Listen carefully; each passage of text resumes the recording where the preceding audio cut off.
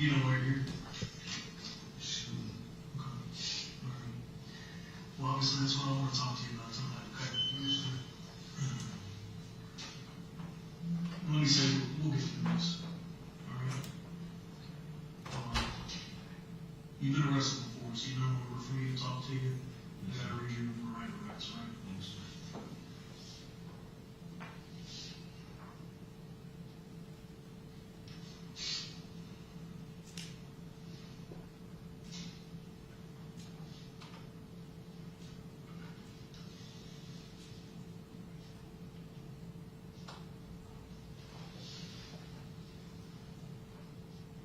Can you spell your first name for me?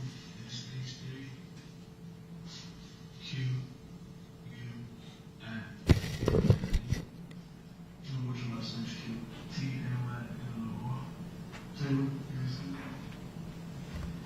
Where are you living at right now? You living with your girlfriend? Yes, sir. What was that apartment number again? I think it was 1346. What's the street? 14? Yes, sir. Do you have a phone number? I don't know if I can call, but I know my mom. Okay, what's up? 615 679 8548. You working anywhere around Nashville? Yes, sir. Where are you working? At Chipotle. Which one? Potato? White bread, bro.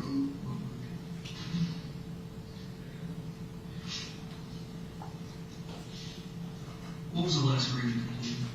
12. Are you under the influence of alcohol or drugs right now? No, sir. Alright, so I'm going to read you your rights real quick. It says, before I ask you the question, you must understand your rights. You have the right to remain silent. Anything you say may be used against you in a court of law. You have a right to talk with a lawyer and have him or her present while you're being questioned. If you cannot afford to hire a lawyer, one will be provided to you at no cost before any questioning. There's another little paragraph that says waiver of rights. So that I've read this statement of rights or had it read to me, and I understand what my rights are.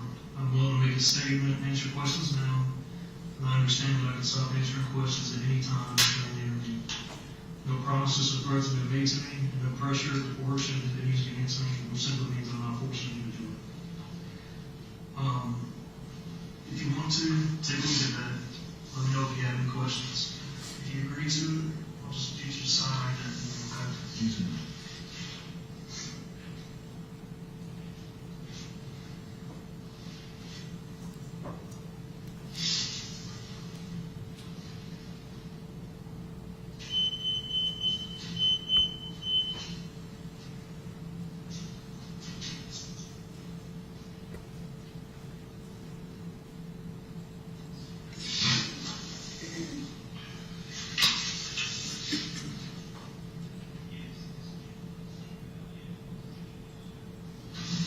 Do you have any medical or mental impairments that causes you not to understand what's going on right now?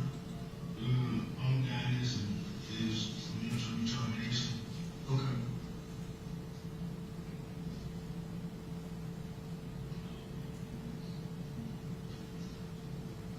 Do you understand what's going on right now? Yes, sir. Okay. You understand what I'm talking to me and everything? Yes, sir. Okay. Do you know where you're diagnosed at? I think it was in my ear.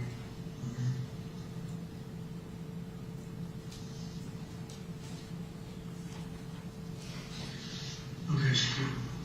Obviously, you know we need to talk about something important. I'm just going to let you talk in your own words and let me know what happened. So just going to start from the beginning. The day before yesterday, Okay. everybody was sitting in the drive, and we all right there drinking and smoking. I walked in my friend house, my girlfriend that was outside, who house that I was in. We all was outside, we just heard shots coming towards our way. But it would come like from the driveway where the basketball court from it. It would come from the did that. We went out separate ways, and then this morning when me and my girlfriend was outside, the same cop that got the shooting there, and like came back through driving. That's when he shot again. That's when shots was fired. Okay. The car that you're describing, what did it look like? It's like a little black. I think like a Nissan. Do you know who was in the car? Yes, you know. Who was in the car? I forgot his name, but I knew him. Like, if I see your face, but I forget your name, but if I see your face on the street, I'm gonna remember you. Okay. Do you know a nickname or anything? Do you know how many people were in the car? It was just him. Just him? Same guy from a couple of days ago? Yes, the same guy that shot at everybody who was still got basketball court. Okay. Why is he shooting people? It's some little beef going on between Edge here and some more people. Do you know who the other people are? It's like the first time when I got locked up, like I just got burned out. I just got locked up for a hot box. When I got locked up, they were like, it's Bernie Vesta and Edge here and Casey was beefing. Casey? Yeah. Okay. So do you know why? I don't even know why. You don't know why? This dude, like, I guess they beefing over clips or something. Okay. But they all beefing.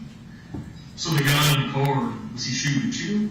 Yeah, he got the shooting first. Yo, when they shoot, I was never shot. I've been shot at the chest. I got one gun. Okay, so he shot, and then what happened with you? What did you do? When he shot, I just backed up, look, and then he shot again. Then like he walked the middle street, and then he shot. Okay. Where were you at when he was shooting at you? I was like by the gate. The gates Like how you walking my Belmont back? Mm-hmm. On that little hill right there, I was right there. Okay. So he shot how many times? He shot twice. Twice. And where was he coming at? Like he was leaving after that. He's leaving out of the drive. Okay. And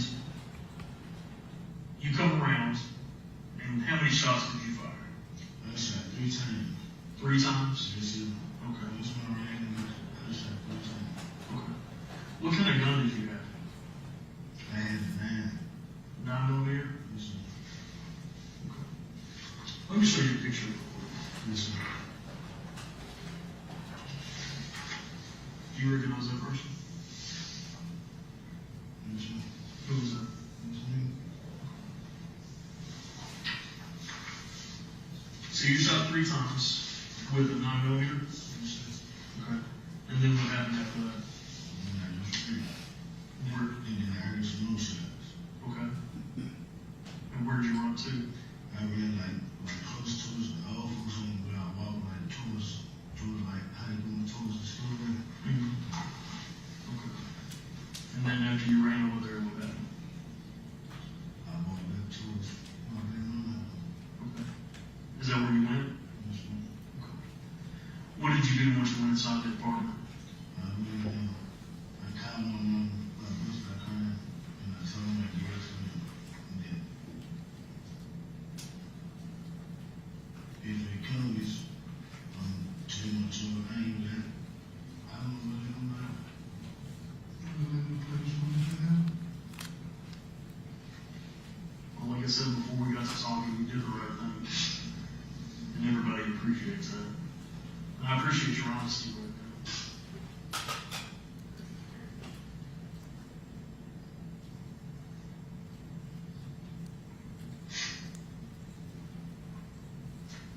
What did you do with your gun? I gave it away. You gave it away? Yes, sir. Who did you give it to? So now they went to the same flag with it. Take your time.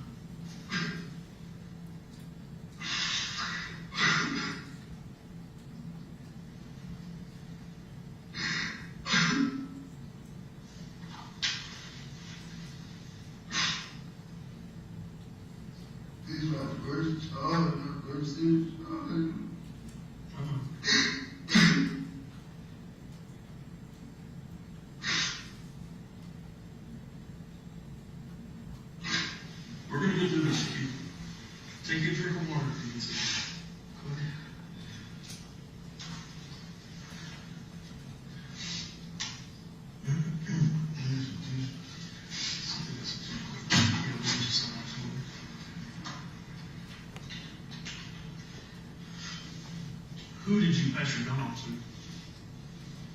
It was some lady, like a little black Toyota Camry that was parked. It was like by the office park, but he was walking. He was walking by the office? Yeah, so he knew,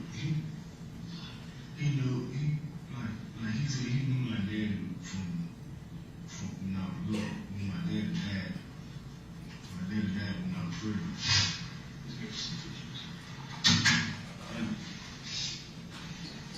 Did you call him to meet you, or did you just happen to meet him? I just happened to meet him right there.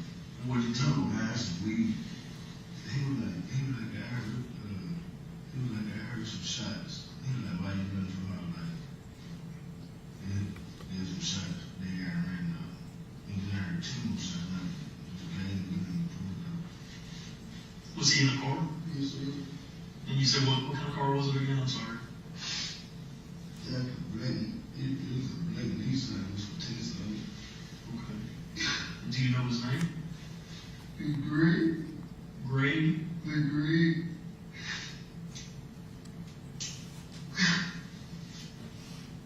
Can you spell that? G-R-E-G. Just G-R-E-G? Yes, sir. You know Greg's last name?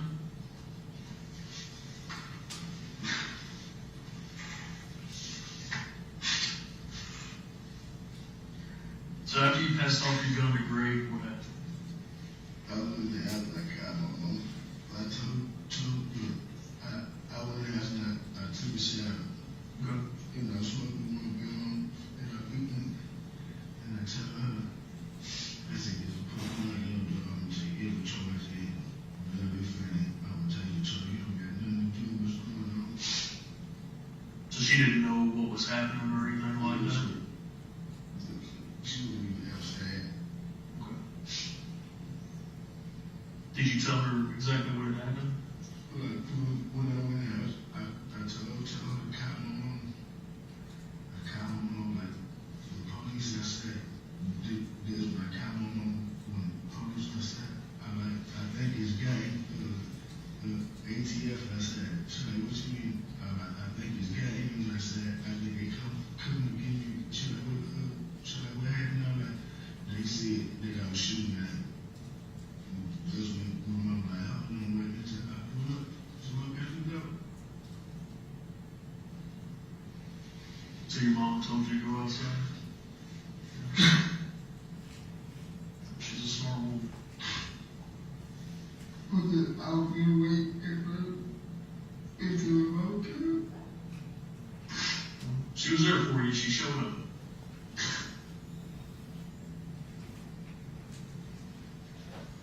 The clothes that you were wearing, the yellow shirt, the red shoes, where are those at?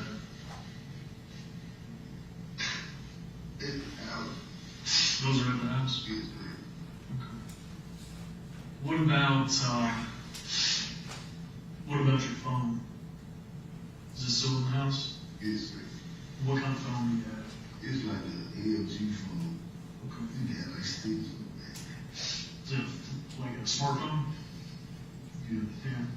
Does it have a passcode to get in? Listen, Okay. you might have to charge.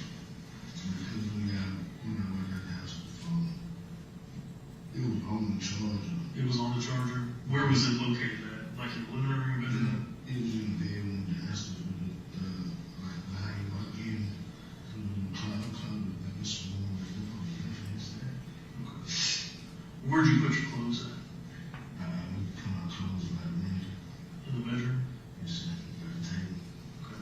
And did you hide these clothes, or are they just there?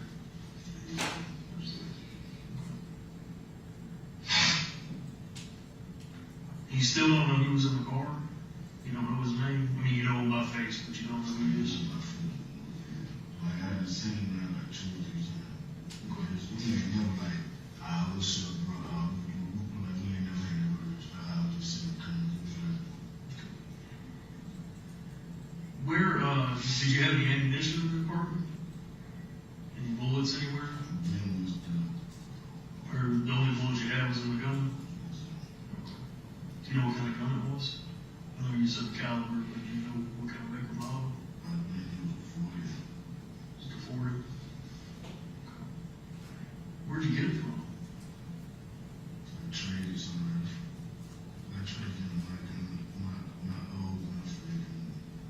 sure you hold on for that gun? You remember who you traded with? I'll be training like half the people in the projects. I'll be training them. What old gun did you have? What gun was that?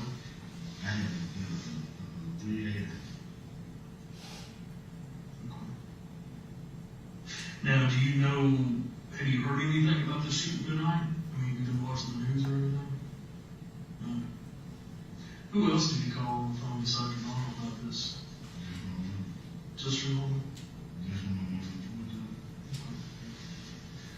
Did you go into any other apartment after this happened other than your girlfriend's? And what's your girlfriend's name? So you didn't walk across the way and go into another apartment? Positive. When I walked past the house, Yeah. me and my cousin, You went in your cousin's house? Okay. When did you go in there? it's like before everything. It was before everything happened? Where does your cousin, what's their name?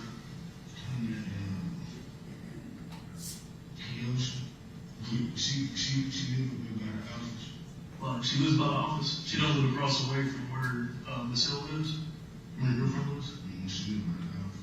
Okay, because we may have received some information that you walked across the front. You know, you come out the front where you came down, you walk across. Did you go into any of those apartments in that other road directly across? I don't even know them anymore. You don't know anybody over there? I just, like, I know a couple people over there, but some people who over there, they just moved over there. Okay, that's fine.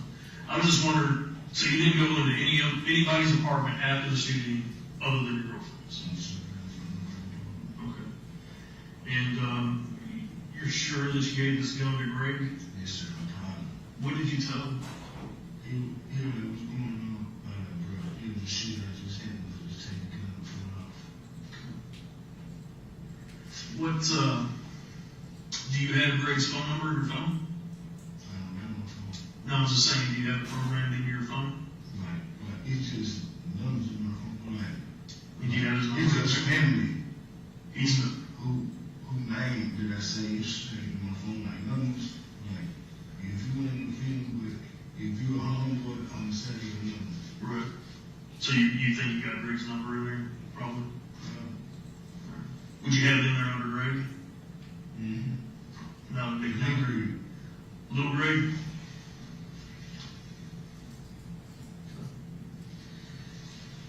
Give me 1 second, okay? Feel free to take a drink of water real quick.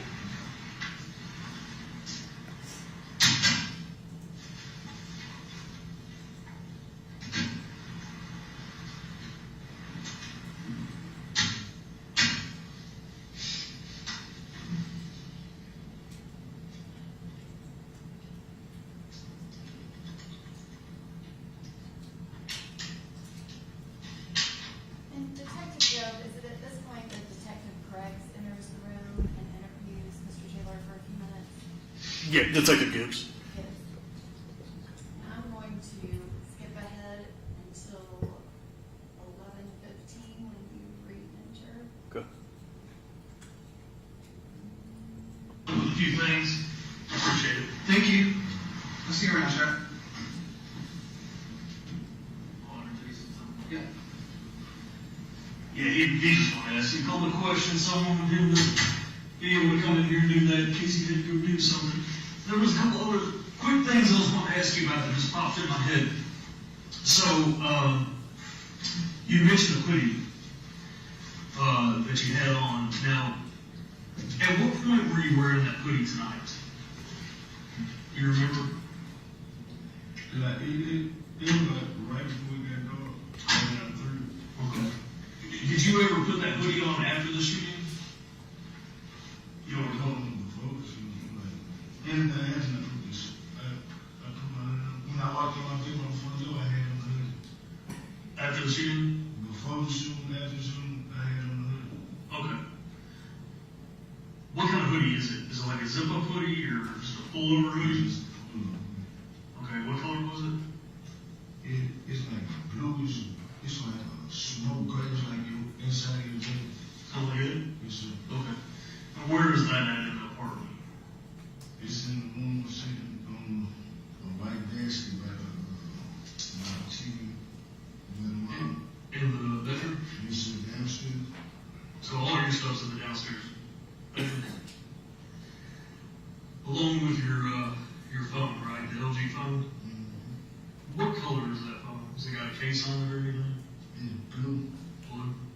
Has it got anything on the screen of it, like a picture or anything?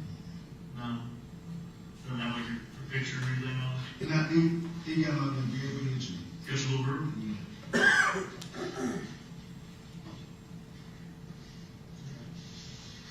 Is there anything else that you could think about that shooting that you wanted to tell me about?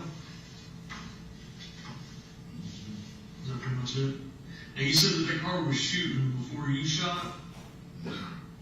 Did it ever stop at any point, or was it just continually driving through the cut? It stopped when it got even like by just a silver truck. Okay. It stopped. How long did it stop for? You remember? Yeah, they don't. Something that stopped me that shot. Something that shot was that shit.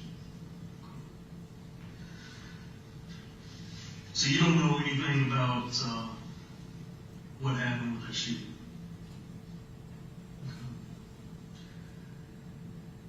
Well, I want to tell you, Shaquille, that the shots that you fired killed a teenage girl that was walking in the nearby park.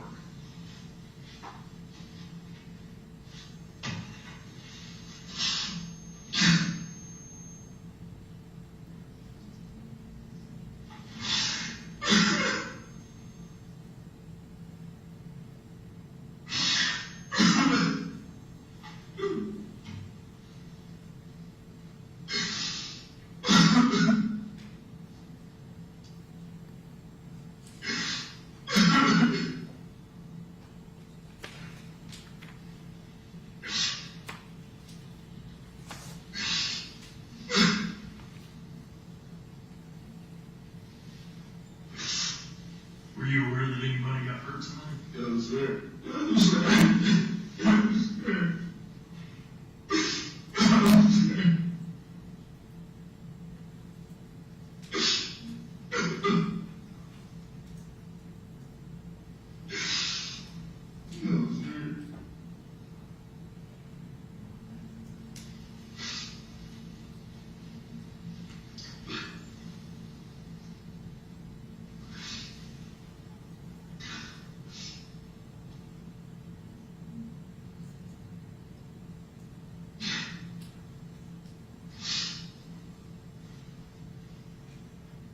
Was there anything you want to say about it?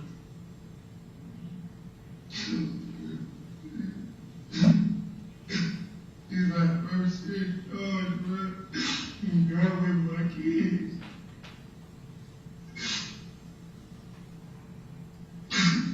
Dang, now I end the fraud, I ain't gonna end the street fraud. It's a pretty fraud.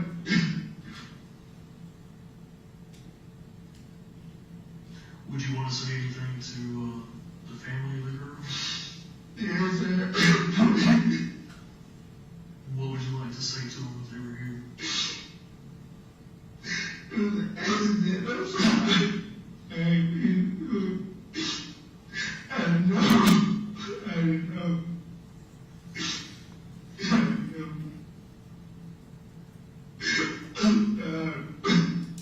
Yeah, please say my father.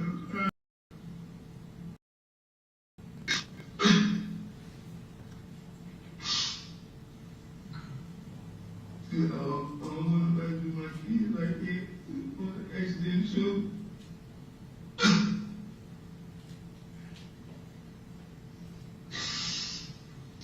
I'm going to give you a minute, okay? We'll step out.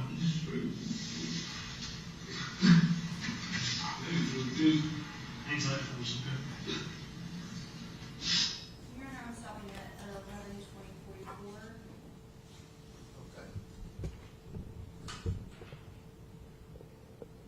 Detective Joe, you showed Mr. Taylor a photograph when you were in that interview. Is that correct? That's correct. And I'm going to ask the witness, if you have an item that defense counsel seen. Do you have any objection to it being entered? We can enter this photograph as a next numbered exhibit. Detective Joe, did you mark this and put it in your homicide case file that this was the photo I did. that you showed to Mr. Taylor? And during the course of your investigation, did you obtain records from Chipotle Restaurant on White Bridge Road? I did. And did you verify that Mr. Taylor was in fact employed there? I did. And during the course of the investigation, did you also review recorded jail calls that Mr. Taylor made right after he was booked on that arrest warrant? Yes, ma'am. And specifically, did he make any statements about the LG cell phone with the stickers on the back that he gave you that specific description of where it would be in the apartment? Yeah, so he had a conversation with his girlfriend, Kenitra Hill, about the phone. And apparently that phone that we got was her daughter's phone as opposed to his phone, which is what we thought at the time. And so the blue phone with the stickers on the back, that was actually Miss Hill's daughter's phone. Correct.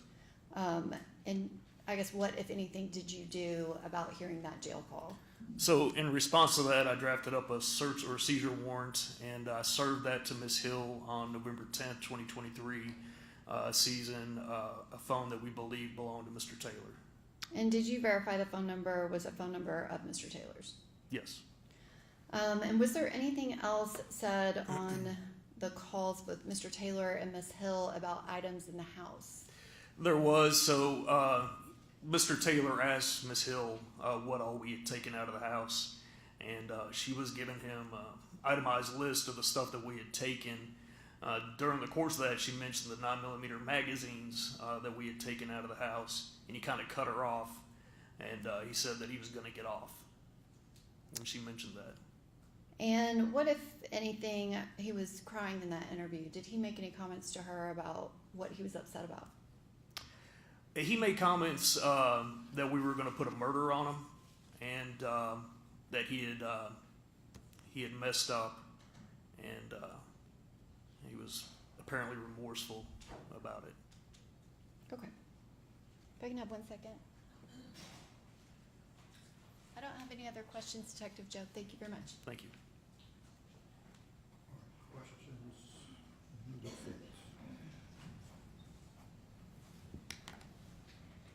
Good afternoon, Detective Joe. Afternoon. Detective, the person in the video that we saw, the orange circle, I believe that ended up being the passenger. Am I correct? Yes. Is that the first surveillance video you have of that person on that day? On that day, yes. And same question with the driver. I believe that was the blue circle. Correct. So we don't know what those individuals were doing prior to the start of that video that we observed. Correct. We don't know what they were doing prior to driving onto the court. Now, when you came to arrest him on the night of November 7th on those outstanding warrants, Mr. Taylor came out of the house. He did. And obviously we saw the interview. He spoke with you. Yes. So he was cooperative. Yes. And he told you during that interview that he had mental retardation. That's correct. And he identified himself in the picture we've seen. Yes, sir. He told you that he had fired the gun. Yes. Well, let me ask it this way. You were able to find the clothes that you were looking for from that picture in the home. Yes, sir. So those hadn't been disposed of. Correct. And it sounded like first in that video he said he had a 9mm, and then he corrected and said he had a 40. Did Yes. you hear that? And that 40 would have matched the casings that you located. It would have. If I can have 1 moment.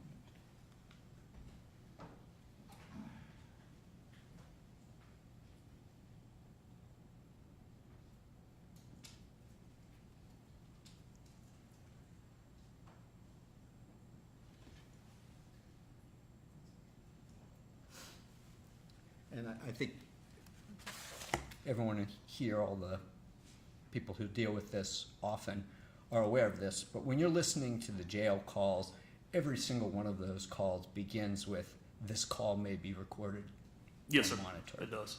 So everyone on that call is informed that anybody can obtain those and potentially listen to them. Right. Correct. Thank you, sir. Those are my questions. Any other questions? No, Your Honor. All right, thank you. Who's the next witness? Dr. Thomas Shaw?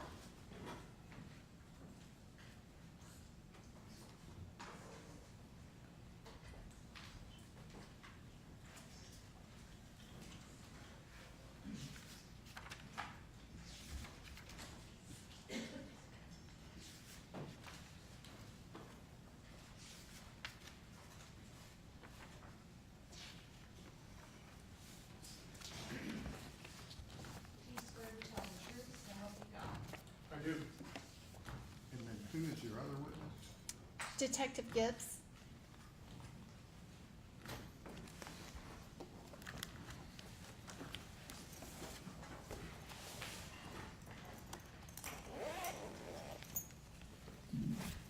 Okay. Good morning, Dr. Schott, or afternoon, I'm sorry, good afternoon. Could you please state your full name for the record? Thomas Edward Schacht. Last name is spelled S-C-H-A-C-H-T. And how are you employed, Dr. Schott? I'm presently self-employed. And what is your business? I'm a clinical and forensic psychologist. Prior to being self-employed, I was a professor in the Department of Psychiatry and Behavioral Sciences at the College of Medicine at East Tennessee State University. I left that position after 31 years as a tenured full professor and continue to hold a appointment as a professor emeritus. And could you kind of describe your clinical practice? My professional practice at present is entirely forensic in nature. I am board certified in both clinical psychology and in forensic psychology for primarily administrative reasons related to the operation of the medical school. A number of years ago, I decided to respecialize and focus exclusively on forensic work. I still do a very small amount of clinical work in connection with a court clinic that's sponsored by the Administrative Office of the Courts under a grant for domestic cases, but other than that, it's exclusively forensic. And who typically, I guess, do you work for? Is it for the courts, for prosecutors, for defense attorneys? All of the above. And so kind of anyone that reaches out to you, you might accept a request to do some type of forensic. If the case involves issues that I'm comfortable with, yes. And what are those issues that you're comfortable with? Well, because of where I'm located, which is a pretty rural area, over the years, the breadth of requests for services has been quite broad. And so about the only forensic work that I don't do is sex offenders and risk assessments related to that issue. Okay. And specifically, do you do forensic analysis related to competency? Yes. And you've provided us with a copy of your CV, is that correct? Yes. And Mr. Wing, do you have any objection to the admission of his CV? No. And Your Honor, I would ask that Dr. Schott's CV be entered as the next numbered exhibit. Dr. Schott, does it go into detail about your education and background, your prior positions, as well as your many publications? Yes. Your Honor, at this time, I would ask that Dr. Schott be admitted as an expert in forensic psychology. Your Honor, I have a few questions. Good afternoon, Dr. Schott. Yes. You're trained as a clinical psychologist, Right. and now you work almost exclusively as a forensic examiner. Correct. And it seems from your CV that you're also a psychotherapist. That was the first half of my career. I was a psychotherapy researcher.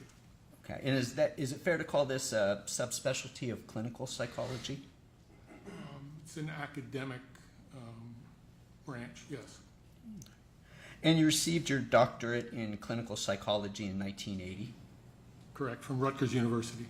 and you've been in private practice of psychology since 1981. With the understanding that during my tenure at the medical school, the practice was actually conducted administratively through the school. It was part of the faculty practice plan. Okay, during that time period when Correct. you were at the medical school. Okay. And my limited understanding of psychotherapy is that it involves counseling patients to help them manage thoughts, emotions, behaviors. Is that fair? That's a reasonable summary, yes. And it's meant to help patients achieve a certain goal, like reducing anxiety or improving relationships, managing a mental health issue. Commonly, yes. Now, you've been on the editorial board of a journal called Psychotherapy. That would have been a long time ago, but I believe so, yes. And you published papers in that area. Yes. In reviewing your CV and doing a quick count, I counted about 24 publications with psychotherapy in the title. I'll trust your numbers. I don't keep count. And that, give or take, I'm thinking that's about right. But I had 4 more approximately with clinical psychology in the title. Fair enough? If it's on there, that sounds about right. If it's on there, I'm not going to dispute it. And one with behavior therapy in the title. Again, I'm not going to dispute it. Now, I know in your practice and over the years you've evaluated people with intellectual disability, Yes. but you do not focus on intellectual disability in particular, do you? I actually completed a postdoctoral fellowship in developmental disabilities, which includes intellectual disability. That was at the Oregon Health Sciences University, their College of Medicine. At a personal level, I grew up at an institution for developmentally disabled children that was started by my grandparents. My father was the director, and I lived on the grounds and lived with developmentally disabled people continuously until I left home after I finished college. Okay, so you lived amongst intellectually disabled people, Well, many kinds of disabilities, but that included, yes, and I think you did a postdoctoral fellowship, you said. in developmental disabilities. What Yes. year was that? That would have been 80 to 81. So, It should be on the CV. Okay, so 40 some odd years ago. Right. And now you said that generally it's a rural area. Yes, You have a broad practice there. correct. So that doesn't focus on people with intellectual disability, does it? Not exclusively, no. And your CV states, as you did, is 1995, forensic work's been the primary focus of your professional practice, correct? Yes, Doesn't say working with people with intellectual disabilities has been my primary focus of my practice, does it? no, And your CV doesn't indicate you have any particular focus on competency issues for people with ID, does it? no, And your CV lists your publications, correct? yes, And publication section sort of has some chapters under it. Is that Yes. Subsections may be better, and one of them is called chapters. Now, this is going to be unscientific, but I noticed 17 items under that first section of publications, which is called chapters. Mhm. And again, it's not going to hold direct to the numbers. But under there, I saw no publications with intellectual disability or mental retardation in the title of the chapter section. that's probably correct. The next section is called abstracts and articles. Does that sound right? Yes, And under this, again, a bit unscientific, but there was nothing that had intellectual disability or mental retardation in the title. I think that's probably correct. Same with the reviews and letters section. Correct? I can't dispute it if you're accurately reciting it. And then the last section was broad title, publications. Does that sound about right on your CV? And take a look at it if you need to. I'm happy to show it to you. I have no reason to think you're misrepresenting it. And what I had there were 2022, you gave a presentation at the Attorney General's conference called ID, Capital Punishment in the Marketplace of Ideas. Yes, And in 2019, you gave ground rounds called ID, Capital Punishment and Politics Truth at Texas Tech University School of Medicine. yes. And is that sort of a similar presentation adapted to different audiences? Or different? I noticed the titles were similar. Related topics, but yes, different audiences. The Texas one was for health professionals. Residents. The other one was for attorneys. Okay, thank you. And in 2018, you gave a CLE presentation called Mental Health Issues in Capital Cases to the Tennessee District Attorney General's Conference. Yes, And 2012, you gave ground rounds called The Politics of Diagnosis, Mental Retardation, and Capital Punishment in Tennessee at your medical college, James. sounds right, yes.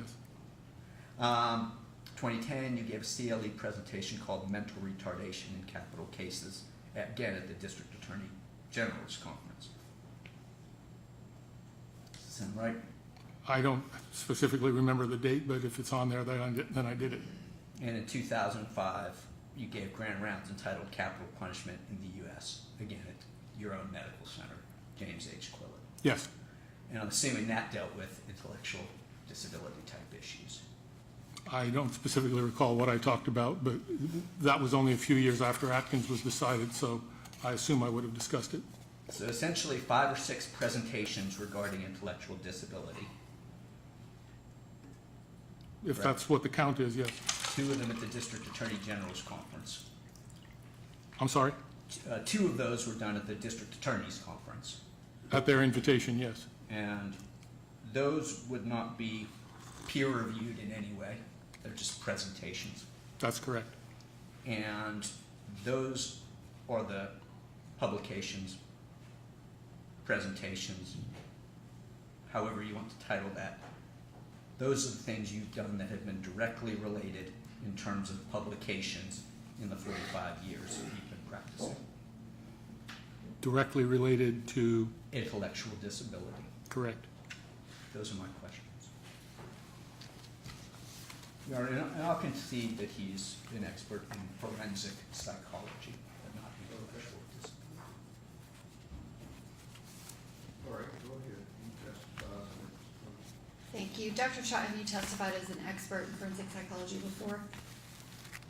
Yes, and in many cases involving intellectual disability. And have you testified about competency? Yes. And I want to kind of ask specifically, how did you become involved in this particular case? I received a phone call from your office. And was that from Deputy Moore and myself? Yes. And what was the request that we had for you? You told me that you had received some opinions that a particular defendant, Mr. Taylor, was incompetent, and you wanted assistance in understanding those opinions in terms of strengths and weaknesses that they might present. So it was basically for a consultation. And did we hire you to do that consultation for us? Yes. And that was specifically to obtain a second opinion, correct? With the caveat that I explained to you up front, which is that it's not my practice to render an explicit opinion about competency, because I think that's the court's prerogative. But you said that you would review the prior evaluation and provide whatever information that you could to the court, correct? Correct, with the goal in mind of providing information that was intended to be of assistance. And your report that you prepared in this case, does it explicitly express your opinion? Yes. And is your report a single document, or is it meant to be viewed with other materials? So there were additional materials that were appendices to the report. One set of materials was transcripts of jail telephone calls that Mr. Taylor was involved in, that I had entered some annotations in. The purpose of the annotations was to illustrate the kinds of inferences that could be made about his mental functioning from what was said in the phone calls. The other was a video of my entire interaction with Mr. Taylor. And how long is that video? It's 3 hours, I think, something like that. And is don't it remember. separated into 3 separate segments? Mm-hmm. And so your report is your written report, as well as the jail calls with the annotations included and the recorded video. Yes. That's 3 video files, approximately 3 hours. Yes. And Your Honor, at this time, I would ask that Dr. Schott's report, which would include the 3 audio files, the transcripts are attached to the written report, but also the video files be entered as the next numbered exhibit. I don't know if you want the written report to be one the audio files of the jail calls to be another. A copy of the report. Yes, I'm gonna All right. introduce it. That. And how is the other, So the audio files of the recorded jail calls, they will be on a thumb drive. And the 3 video files that incorporate his interview of Mr. Taylor will also be on the thumb drive. okay, which is 20, okay.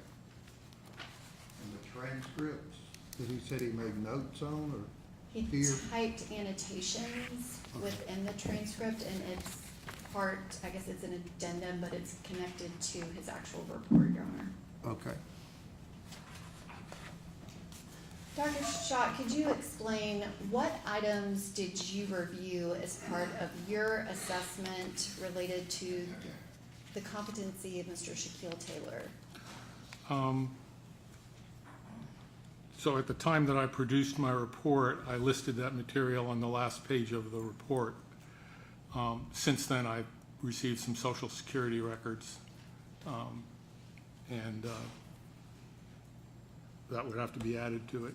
It included outpatient mental health records from Centerstone, juvenile court records, including previous forensic evaluation by Dr. Brown and Dr. Moore, a 2021 order for forensic evaluation, a 2021 forensic evaluation by Dr. Wood, a 2021 report and opinion on committability by Dr. Matai, transcript of a prior hearing in 2022 on competency to stand trial, another court order directing further competency assessment and training, a 2023 early January report by Dr. Matai on the results of her competency training efforts, a report by Dr. Lofton on his assessment of committability, transcript of another hearing in 2023 on competency to stand trial, Dr. Wood's January 2024 report, as well as her 2024 commitment certificate and that of Dr. Ickpe, Dr. Tucker Johnson's testing results, and then recorded calls from the Davidson County Sheriff's Office, the jail medical records, the DIDDS file on Mr. Taylor, and your file, the prosecution's file on the offense and the investigation. And that prosecution file, would you say it was somewhat voluminous? Wasn't the biggest one I've ever seen, but it was sufficient to familiarize me with the case and what the evidence was. And did it include the video that was shown to Detective Joe during his testimony today? You're talking about the interview video or the surveillance video? Both. Yes, included both of those. And did it also include multiple incident reports of prior incidents with Mr. Taylor, Yes, as well as kind of the homicide investigation documents and Yeah. recorded interviews? yes, Did it also include interviews and surveillance video from a separate incident from July of 2023 involving Mr. Taylor? I don't remember the specific date, but I do remember watching a video of a separate incident. And that separate incident was a shooting, is that correct? That was my understanding. And did it also include interviews and recordings of Mr. Taylor in a case in which he was the victim?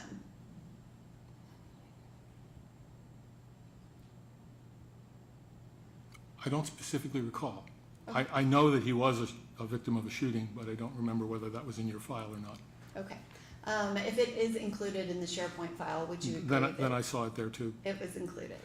And did you review all of those things prior to actually interviewing Mr. Taylor? Yes, I wanted to be familiar with as much background as I could before I sat down with him, because part of what I wanted to understand was his perception of history. I wasn't necessarily going to ask him about all of that stuff. I didn't know what was going to come up in our conversation, but I wanted to be prepared. And can you explain whether or not it's important as an evaluator to know what the actual evidence of the crime charged is when you're making an assessment of a defendant's competency to stand trial? This goes to the fundamental definition of competency to stand trial. If you appreciate that competency is not a one-size-fits-all concept, that it's contextualized to the facts and circumstances of a particular case, if I'm going to try to develop an understanding of an individual's capabilities as they relate to that particular case, I have to know about that particular case.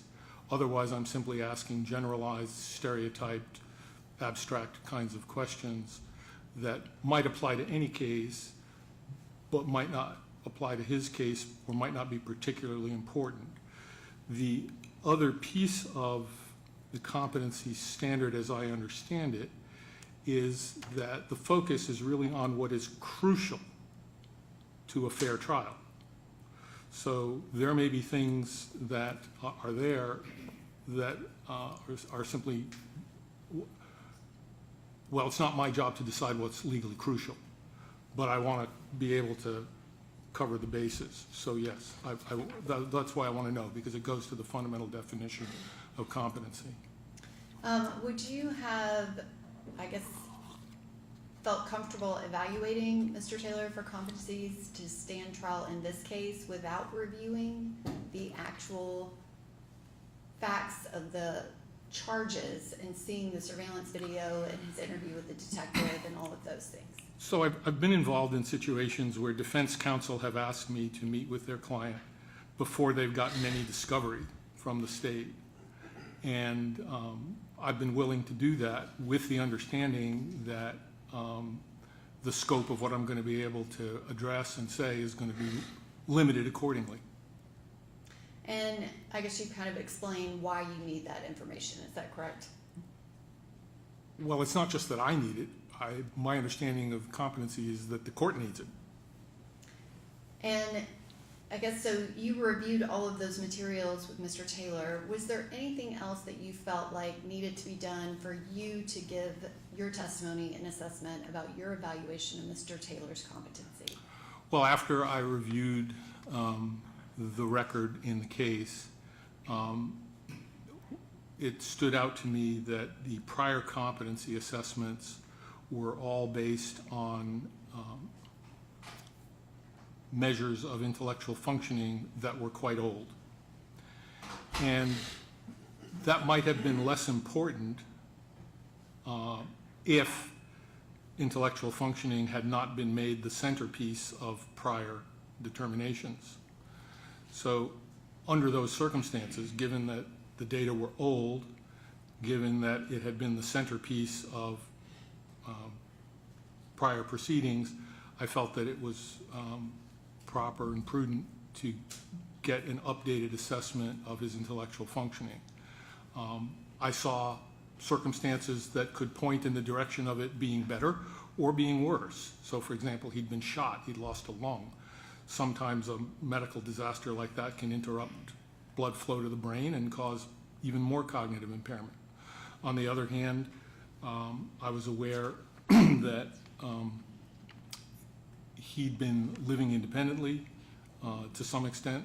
He'd been working, and that a fair amount of time had passed, and so there was the possibility of maturation or learning over that time that could improve his functioning.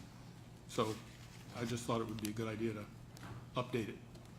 And you referenced that the intellectual functioning was the centerpiece of the prior opinions. Were you referring specifically to Dr. Wood and her statements and comments about her finding of incompetence based on the 2 IQ scores in the 50s? I remember a statement from a hearing to the effect that the 56 IQ was some kind of a cap, a lifetime cap.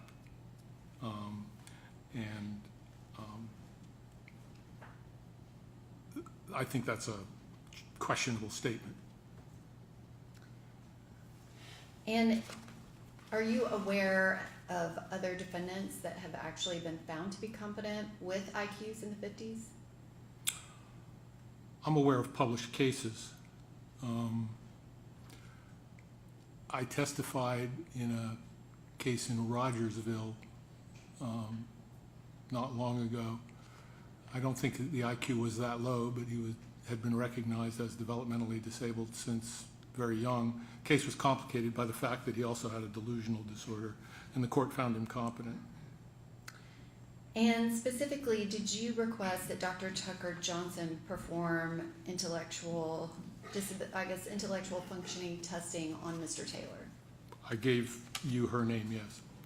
And can you describe kind of the outcome of those results and how you factored them into this report, in your opinion?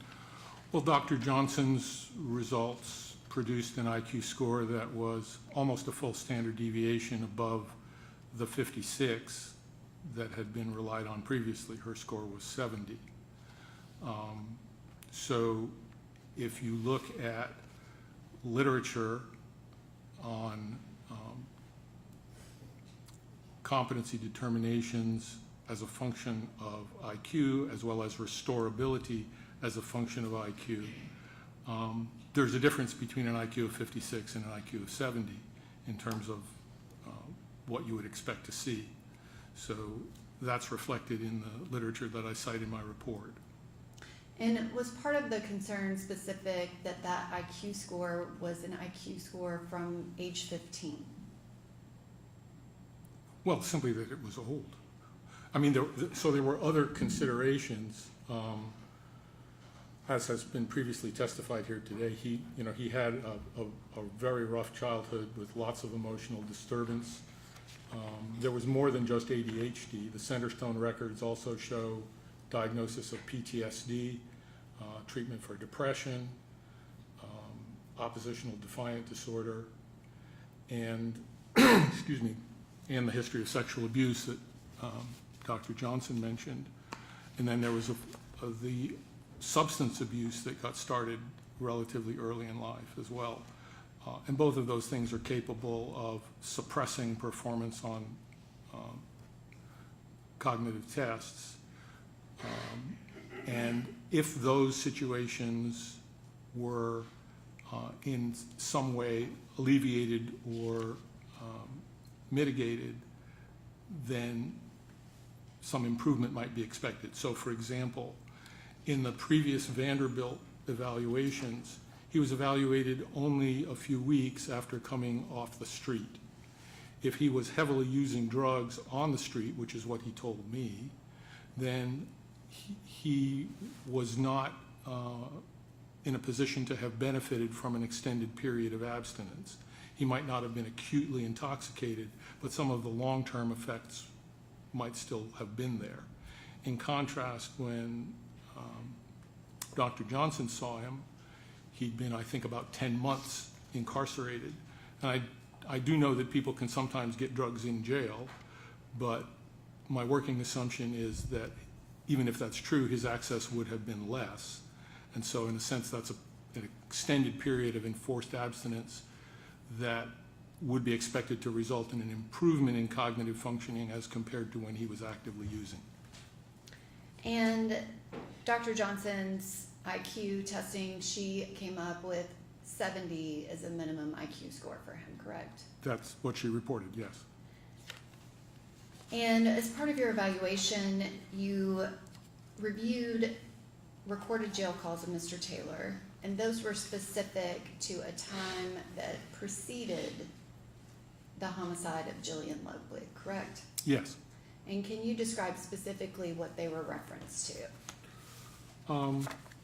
They were phone calls between himself and Kenitra Hill on September 21st of 2023. And were you also provided with the police reports related to that felony theft charge? Yeah. And you were present when Dr. Wood testified about kind of her opinion of the jail calls and what was important in them. Can you describe, as it related to competency, was there anything important within those jail calls? Well, what I focus on in my annotations of the transcript are the thought processes that are evident in, or that can be inferred from the way the conversation goes, what he knows or appears to know, what he remembers or appears to remember. There's some statements that appear to demonstrate strategic reasoning.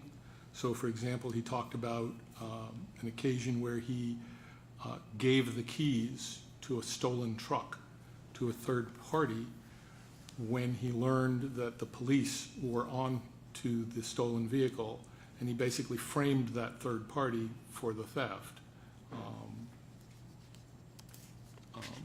And is that something that he said to you in his interview?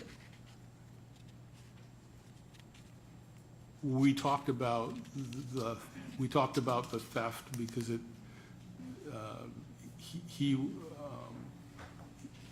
he acknowledged to me that it was an armed robbery, that he took a gun or took a vehicle at gunpoint, and that he was going to send it to a chop shop. And so that's referring specifically to that Ford F-150 from September of 2023. That's my understanding, yes. And Mr. Taylor admitted to you that he carjacked that person, correct? Yes. And then did he also tell you that that was not the first time that he had a stolen vehicle? Yes. And one of In those. fact, he told me that when I asked him, I was asking about adaptive behavior kinds of issues. I asked him about, did he have a driver's license and so forth, and he told me that he learned how to driving vehicles that he had stolen. And can you explain what you mean by adaptive behavior? It's functioning in the community, all the things that a person does to get through life. And specifically, as it relates to the jail calls, were there any references that showed that Mr. Taylor was able to reason about the factual information related to that case? I'm sure there were, but off the top of my head, I would have to go through these and look over the annotations. Is there a particular place you want me to reference? Well, and I guess at one point he is actually talking to them, I believe on page 5 Of which interview? of the first jail call that is attached to your report. That's 1946 hours. Yes, 1946 and 04 on page 5 at the bottom of the page. Gotcha. Okay, so here he's talking with Miss Hill about his expectation of coming home. She was crying on the phone, and he's trying to reassure her that she's not being abandoned because he's in jail. And he's reassuring her by telling her this is just a misdemeanor, that the only thing they can give him is 1129 on probation. He says the only thing they can get me for is joyriding. Now, he attributes that statement to the police. I don't know what the background context for that would be. I don't know, for example, if a police officer may have questioned him and, as police officers sometimes do during questioning, minimized an alleged offense as a way of trying to elicit a confession. But in any case, that was his belief, that this thing could be perceived as joyriding, not carjacking, not robbery.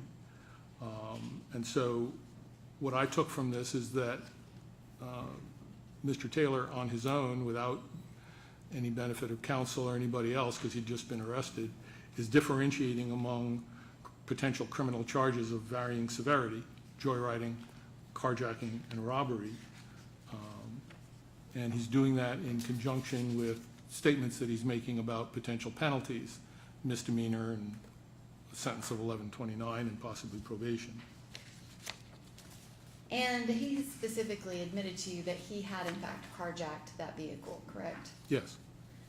And on page 11 of that same call, was there anything in that call that stood out to you about Mr. Taylor's ability to understand the evidence and kind of reason? So he describes, he's talking about whatever charge might come up, and he refers to, body camera and so forth, and apparently surveillance video. So he's aware that those things exist. And then he challenges the police, asking them, well, if you saw something here on this video, how come you're just now doing something about it, meaning some point later. What I took from the whole statement that he made there is, first of all, he's aware of camera and surveillance video as a form of evidence. By asking the police an if-then question, he's engaging in reasoning. If-then relationships are, by definition, a form of reasoning. So that's what he was doing there. And did he continue to kind of have that type of reasoning and provide specific information about the evidence in his case throughout the calls? There are other examples, yes. And do you have all of those annotated in your report, and they're in italics and bold? Yes. And specifically on page 6 of, I believe, the second call at 20:59 and 16. Yes. And I believe you cited that there was an example of moral reasoning. So Mr. Taylor had, he's telling Ms. Hill about what he told the police. And he described himself telling the police that whatever he did, it was because I got kids I got to feed. So I took this chance to feed my kids. I wasn't driving, I just took this chance to go feed our kids, driving to a grocery store. So that actually reiterated a theme from a previous call, but what it does is it, to my mind, shows a form of moral reasoning with the police in which he's offering a mitigating fact or allegation as an explanation for the conduct that led to his apprehension. And kind of going forward to the call at 23:18:29 at the bottom of page 4 and 5, can you describe the example and kind of what it meant to you related to Mr. Taylor's ability to reason? So he's talking with Ms. Hill about the police getting a telephone.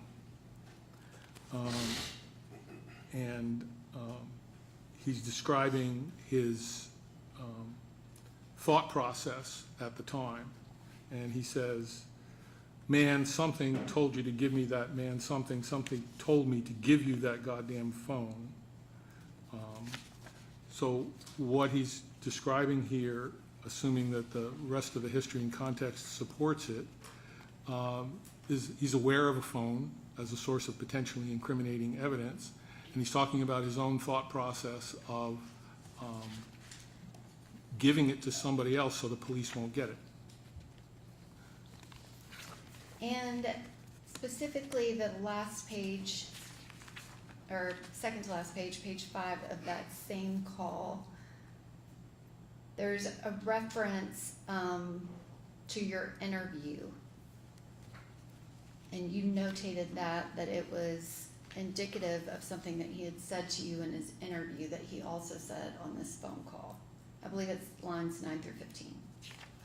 Yes, so the statement that he makes in this phone call involves him associating a name from his phone to a particular crime. What I wrote after that was really a heads up for your office, which was, given that he had a self-reported history of framing somebody else for his conduct, like when he gave somebody else, when he knew the police were coming after a vehicle, he gave a third party the keys so that the police would get that person and not him. This statement here could be understood as serving a similar purpose if supported by other facts and context. And that concept that he described to you in your interview of that he knew the police were after our car and so he passed the keys off to someone else, can you describe what that means as it relates to competency? Well, it's an example of exercise of foresight and strategic thinking about how to solve a problem. Is it also a form of manipulation? If you define manipulation as doing something in a way that's concealed or by subterfuge, yes. And can you describe what was your process of interviewing Mr. Taylor?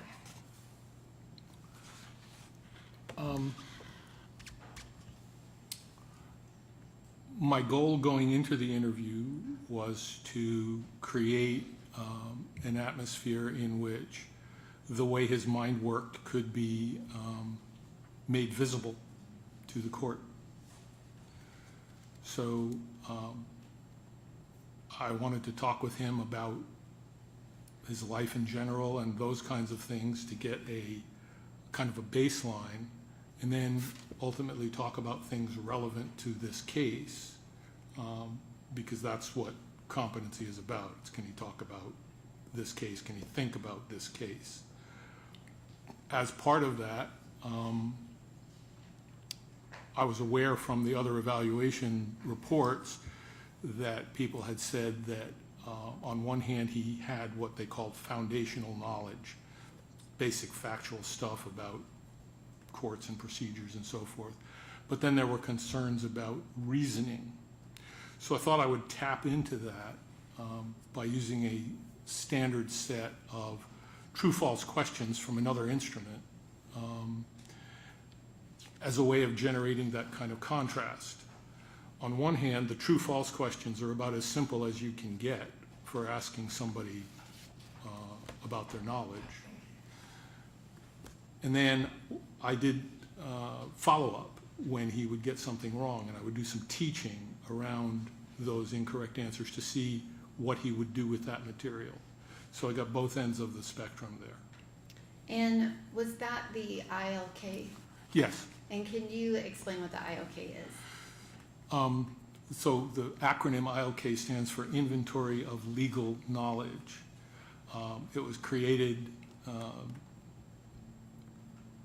to be used, or it was intended to be used to detect when people may be faking ignorance about the legal system. The logic behind it is that I think they started out with about 100 items. After working with them and seeing which ones created problems and which ones didn't, they winnowed it down to 61. These are all true-false items.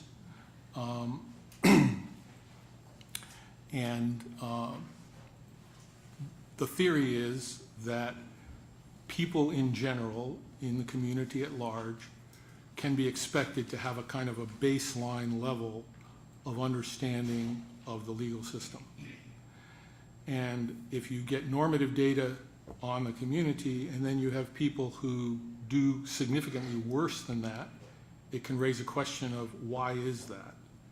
And they did some preliminary studies that suggested that at a certain point, when you asked people to, say, fake incompetency, you'd get a score that was so far below the norm that you might be able to make that inference. That use of that instrument, in my opinion, is problematic. The data subsequent to its original publication have been a little mixed. It's certainly not indicated for use for that purpose with, or in that way, with people with intellectual disability, with one exception. Because it is true-false items, if a person had zero knowledge and was simply guessing, they would get half of them correct by chance on average.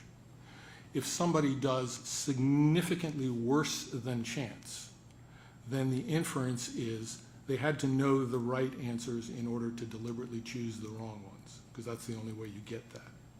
But other than that exception, I don't use the instrument for its normed purpose, and I didn't use it as a response style instrument at all with Mr. Taylor. It was simply a set of questions that provided a platform for conversation. So it's Now, more, there was one other use that I made of it in my report, and that was ancillary. There is a published study that gave the ILK to a sample of intellectually disabled people in community and generated scores for that group.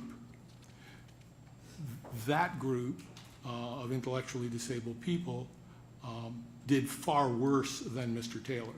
In fact, he did better than anybody in that group on the ILK in terms of the number of items he got correct.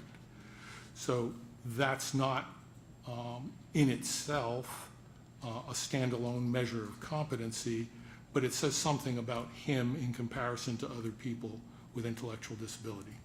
and how many did Mr. Taylor get correct? 49.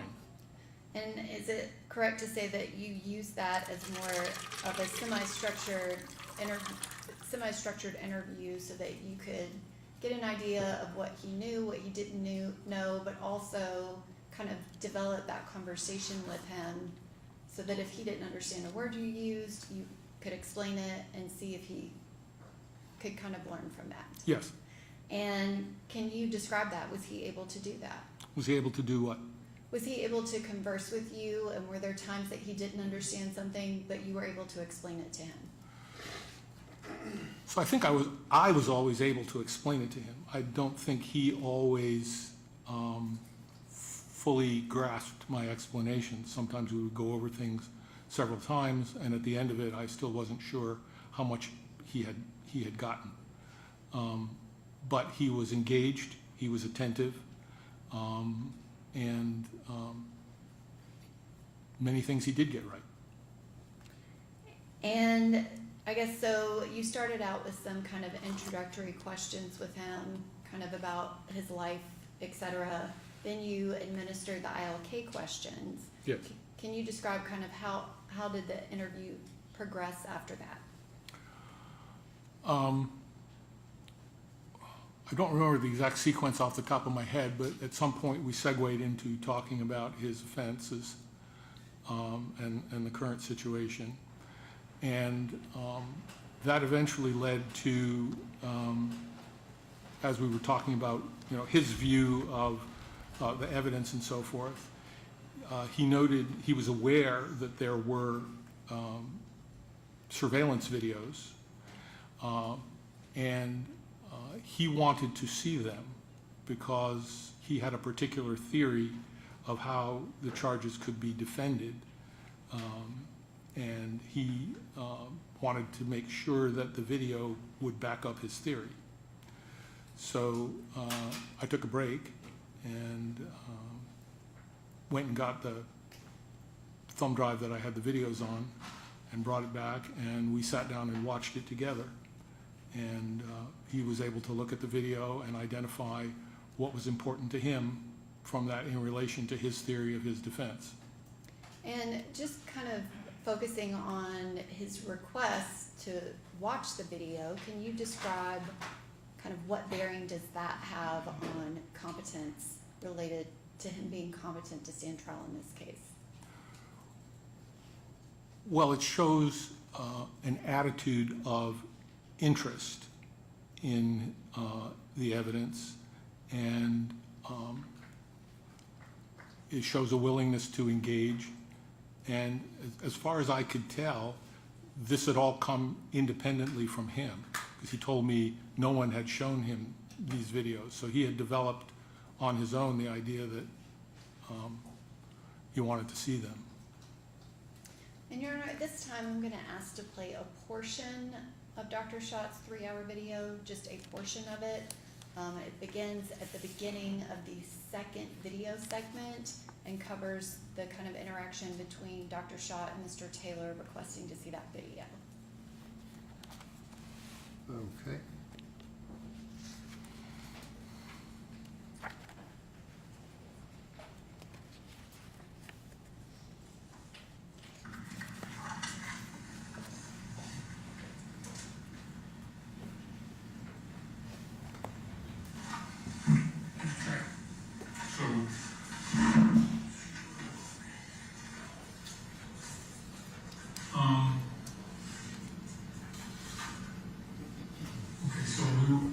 telling me about how you got in here now, and what are you charged with? I'm charged with first degree murder, tampering with evidence, failure to appear, and then they just hit me with another shooting. This was in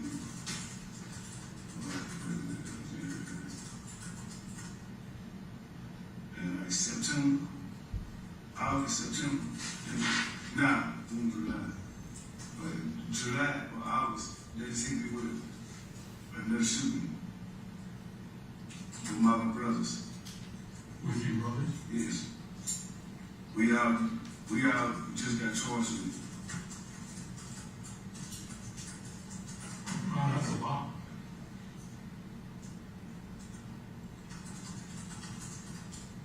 I got racing. Yeah, that's what it was. It's a reckless endangerment, failure to appear, first degree murder, tampering with evidence.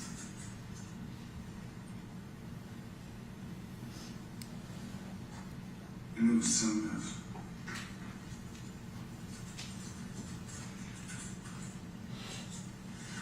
Where do you get, who talks to you about what's going on?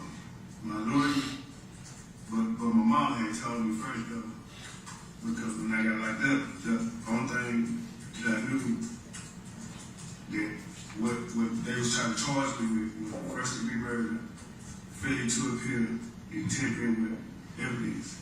That's the only thing I knew. And then when I called home, my mama let me know definitely tried to come and hit you with some more shooters. So I'm like, what you mean? So when my little brother and them got locked up, they charged my baby brother and my other brother. They charged them with it. And then they came back up here, and I went to Boogie, and then they charged me with the shooting with them. His four bullets. So,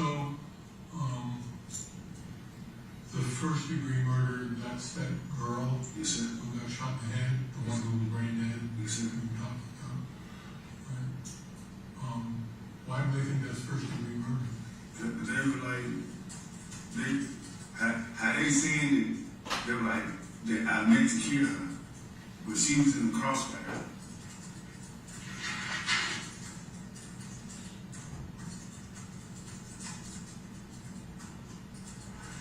So at the same time you were shooting, somebody else was shooting? Yes, sir. He was shooting inside his car, but out the back window. Okay. But on camera, they just got me shooting, but I'm walking up towards the car shooting, and he pulled off.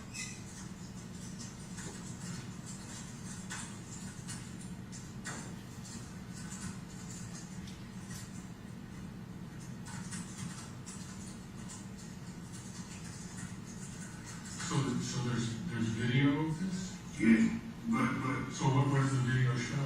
like the girl who I used to talk to, she went to court because they took her to court to pull her out. So she was like, Is this Kenitra? yes. Right. She was like, Shaq, you know, you on camera. I like, what you mean? She was like, they got your whole body and face on camera. So I was like, the police showed me the line of paper of me. Right. So I was like, she was like, so how many times did you shoot? I don't know. She was like, Shaq, I ain't gonna lie. On camera, you see him, like she said, you can't see him shoot, but you see the flash inside the car. She said, once I see the flash inside the car, I just up and I just got to shoot. But I'm walking up towards this car shooting, and this is how she got hit. So you're saying you saw a flash inside the car? Now she said, like on camera, I guess they zoomed in, Right. but I guess you can see the flash in the car when he shot out the back window. So he said he was hanging out the window or he shot right through the glass? He was in his car, but he shot through the back window. Through the glass, broke the glass. Yeah. So when he shot, you just see me walking up on the car, and I just got to shoot.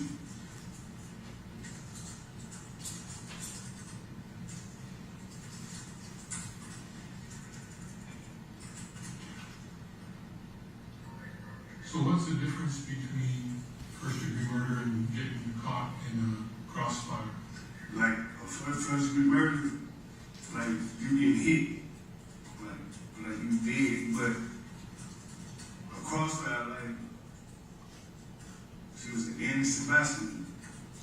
It wasn't for her.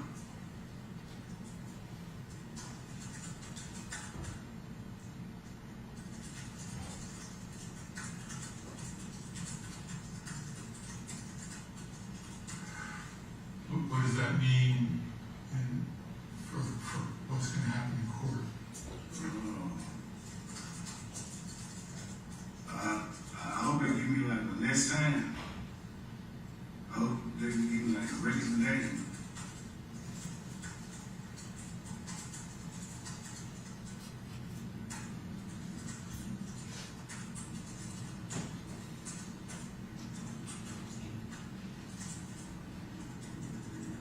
What's the difference in terms of time?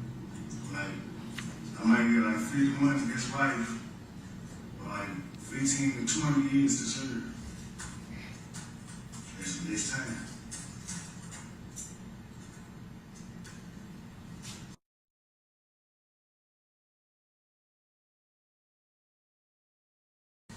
Yeah, that's a big difference. Because my lawyer, like, they might come with 51. It's vacant life. I told my lawyer, I'm not gonna take it because it was an accident. It wasn't like I was aiming for her.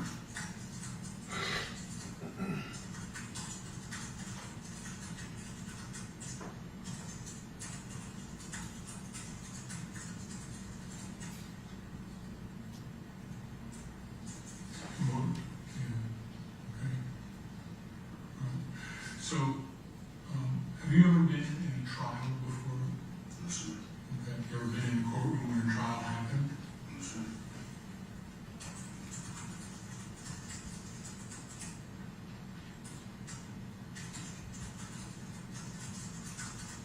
Have you known anybody who had a trial? Yes, sir. Who was that? My son, he don't see it right now. He don't power me right now. He got 51. So the guy who's in your cellmate right now, Yes, sir. he had a trial. Yes, sir. Anybody before you came into the jail here? No, sir. Okay.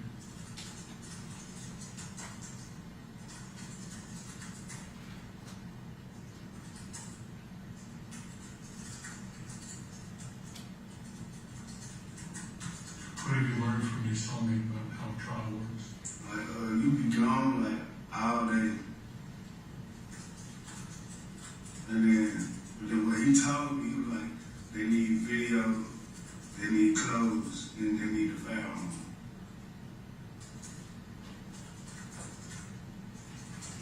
And then they need a witness who's supposed to see me.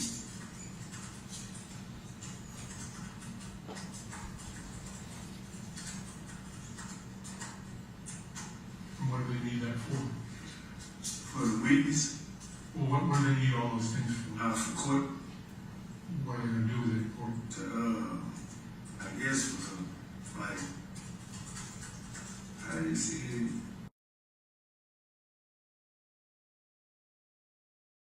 okay. Evidence.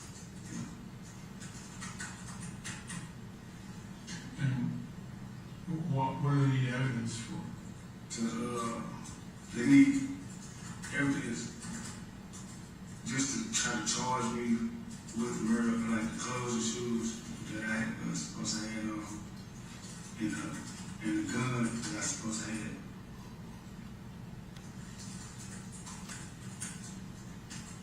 Anybody who find good? No, sir. They still don't have a gun. They just got clothes and shoes.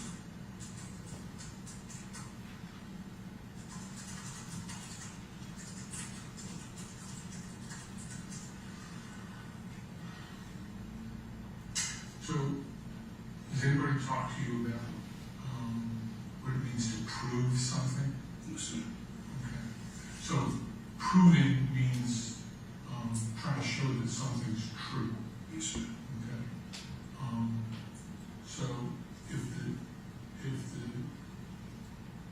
what do you call them? The state prosecutor. What's your word for that? The prosecutor. Is that what you call them? Yes, sir. Okay. Do you know who the prosecutor is on your case? No, sir. Okay. You ever seen that person? No, sir. Okay. So what does the prosecutor have to show? So the prosecutor can try to say it's true that this happened this way. The video. Okay. Have you seen that video? No, sir. Okay. You won't see it? Yes, sir.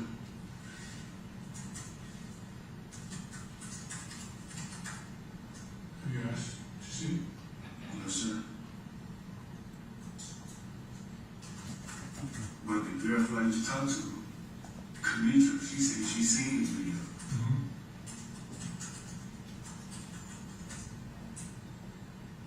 Okay. So you haven't asked anybody to see it? No, sir. Okay.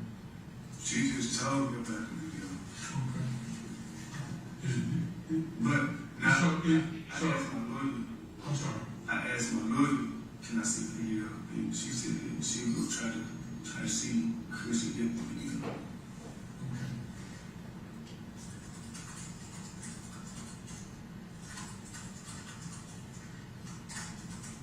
How long ago did you ask?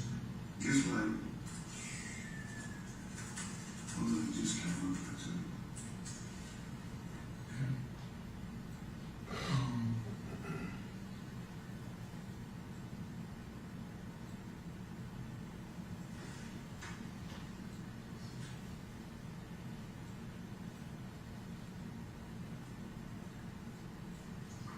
Hang on for a second here.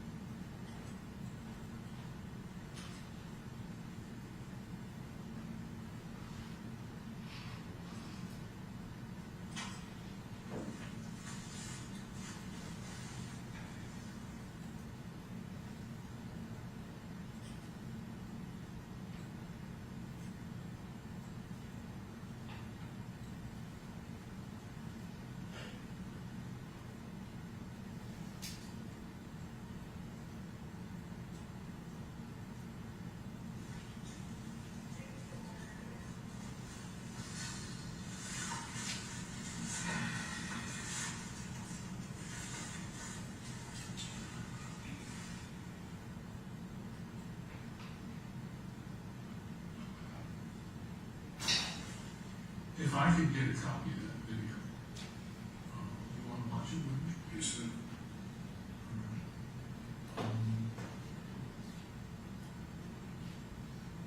I think I might be able to do that. You don't have to come back this evening. Is that okay? Yes, sir. Let me see if I can.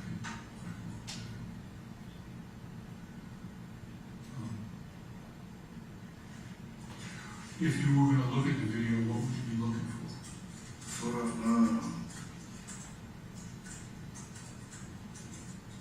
like, to see how many times that I shot, and then to see his, see she did a fire come out the car.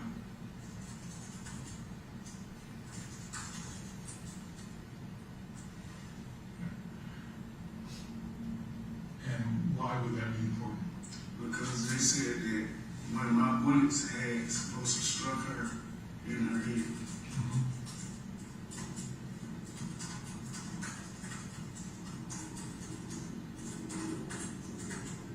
And what do you think?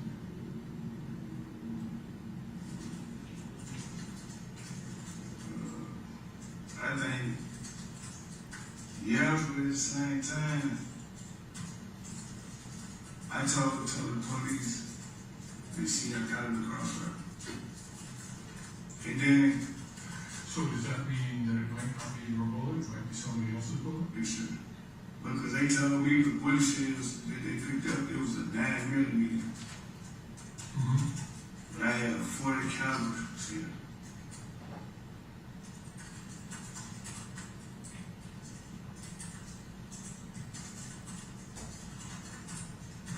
So they told you that she got shot with a 9mm. Now, they told me that they found 45 shells, like 4 or 5 shells and 9mm shells.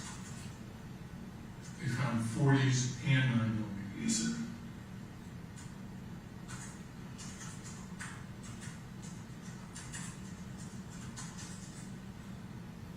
And your gun was the 40.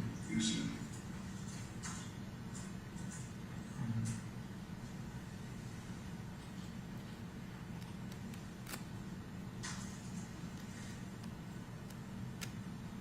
So what kind of bullet was she shot with?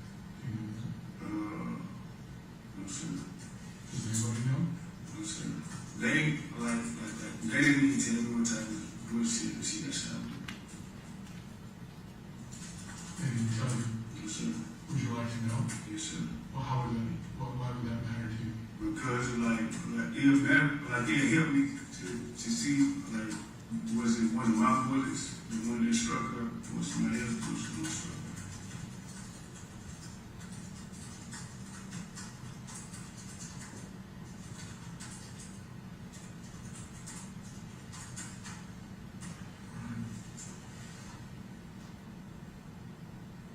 Makes sense.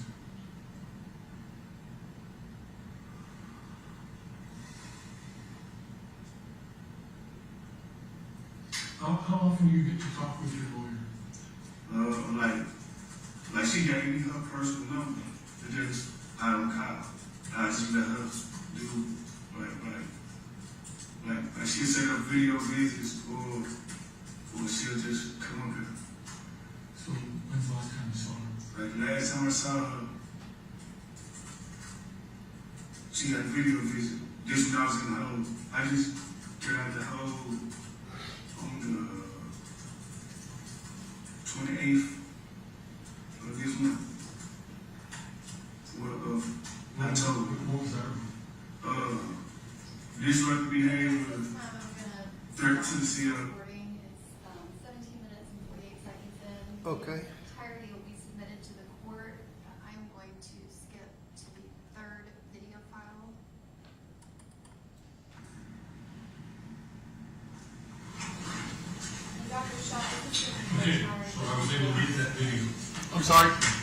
Okay. I said, is this when you have left and then returned with the surveillance video? Yes. We're gonna watch him I'm watch it. interested in learning what. Yes, and discuss it. That's the video you're talking to the police. That's different. Okay, so there's 4 videos here. They're from different places, cameras in different places. And when we start watching at it, what you're going to see is there's little circles, and the circles are colored. So there's red, yellow, green, blue, and I guess that's sort of like dirty orange or pumpkin or something. The red is you. The yellow is the girl who got shot. The green is the car, the black car. The blue is the driver of the car, and then orange is the passenger who was in the car. So when you see the circles, that's what they'll be. And once I start it, it'll be pretty clear. Ready? Yes, sir.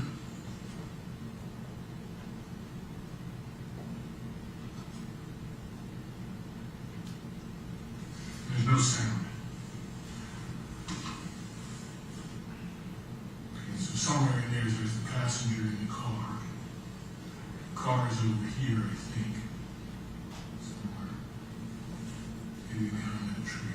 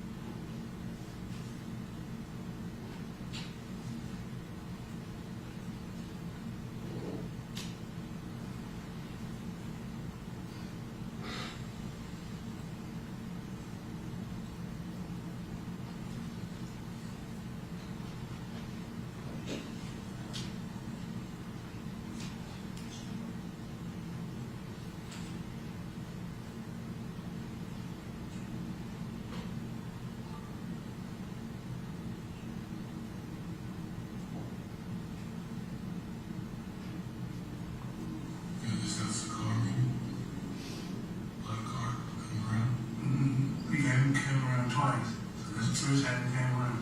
Okay. And the first time you came around, was there any shooting? Nah, that's the car right there. Okay, that's it there. It's for the stop, right by the basketball court.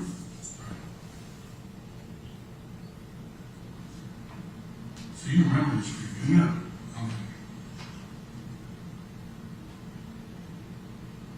He stopped right there. That's where he stopped. Okay.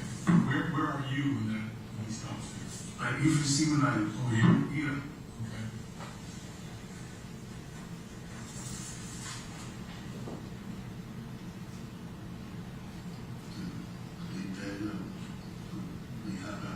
You driving yourself? Yeah, and you can see me walking out.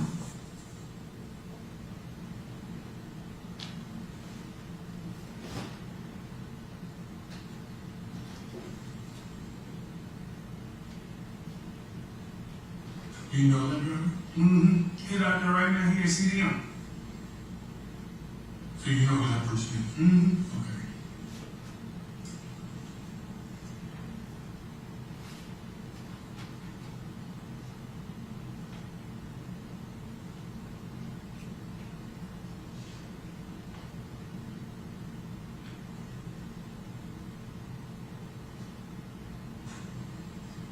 So that's you, yeah? Mm-hmm. You're walking up.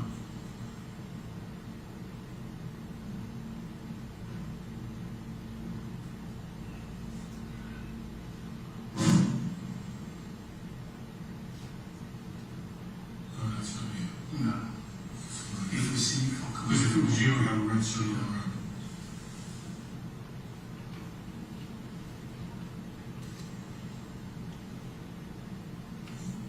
Put a bug on it.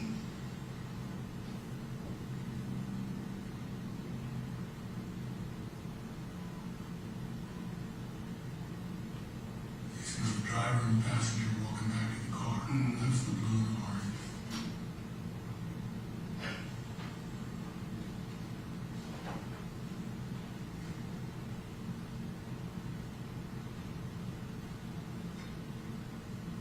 That's supposed to be you. Yeah. Right there.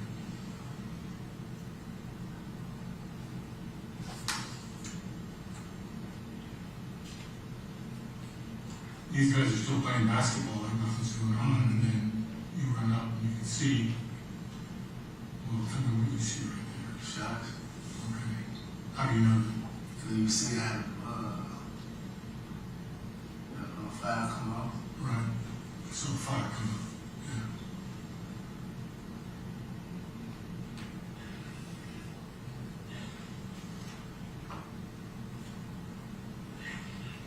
And these guys just keep playing basketball. I know that.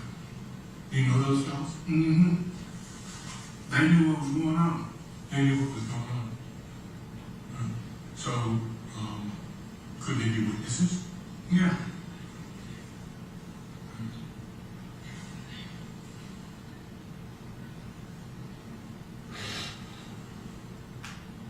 And if they were witnesses, do you think they have something to say that would help you or not help you? Yeah. They would help you. Well, Could you explain to your lawyer why it would help you? because they was at the night when he shot. They were there this night or another night? They was at the same day he shot. Because he shot this one, they didn't shoot. Okay, so they should have seen it. Yeah. Okay. All right. So that's one video. Now, there's 4 of these from different angles. Want to see the other ones? Mm-hmm.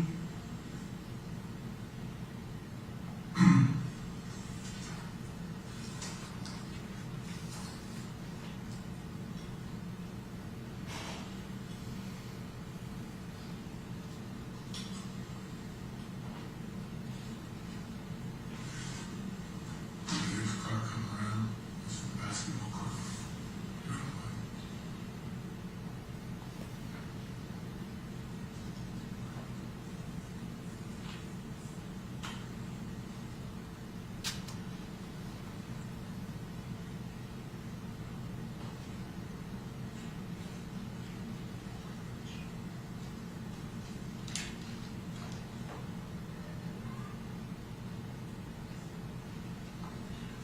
Did you shoot before he got out of the car?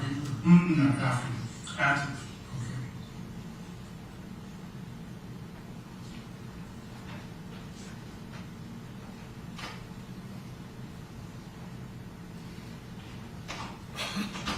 No, so you walk back to the car, he had a shot. As soon as you walk back to his car. You can see him walk back to his car.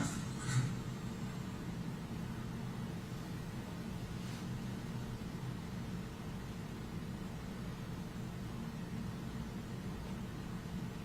So this was almost a year ago, you still remember it? Yeah. Really good. Is there any part of this that looks new to you, that doesn't look familiar? Mm-mm. Things that are done.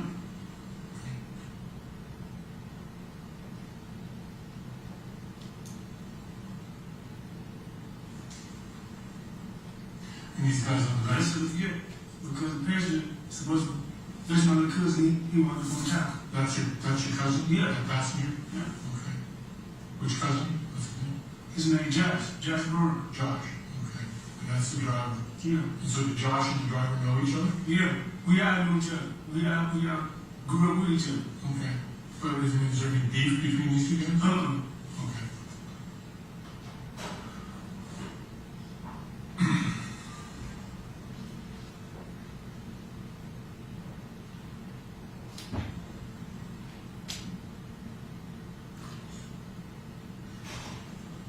So Josh wouldn't be afraid to walk up to the guy? No. Okay.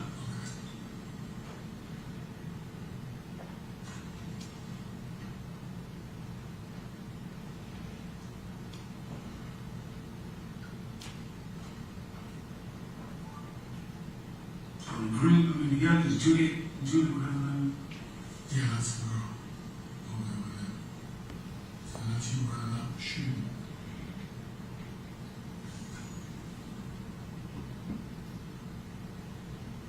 So did you see anything there that looked like a shot from him? And look at it again. There he is pulling out.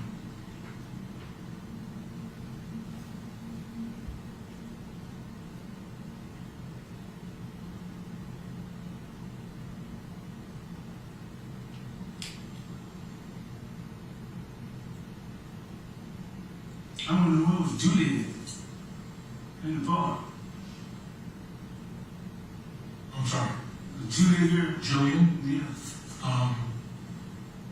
Well, she's down on the ground now. Another video will show it better. I'll show you which one.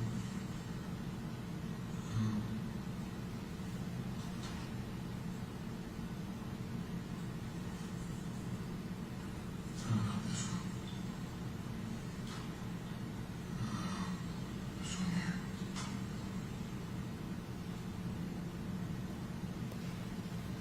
You'll see her walking over here, and then she'll just fall down.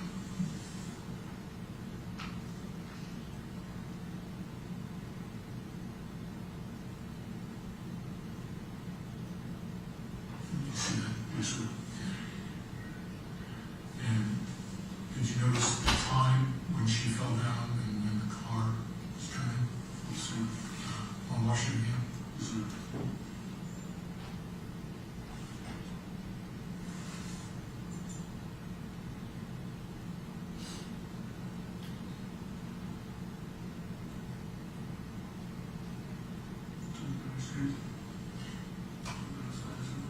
Well, look at where the car was when she fell. Tell me if that means anything to you.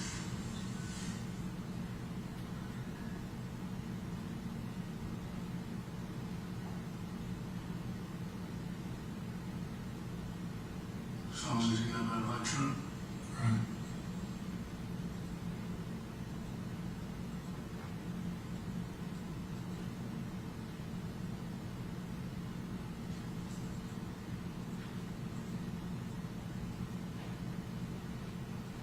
And did you see that happen when that happened? Mm-mm. Yeah, no.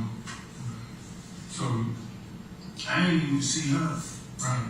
So you heard about that When I, after you went back to your girlfriend's? like I heard about that, but it was like somebody had got shot.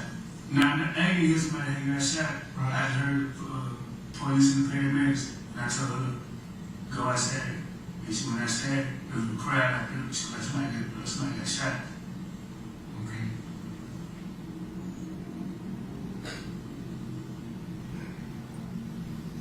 Look, other trucks coming around. Mm-hmm. Do you know who's driving that?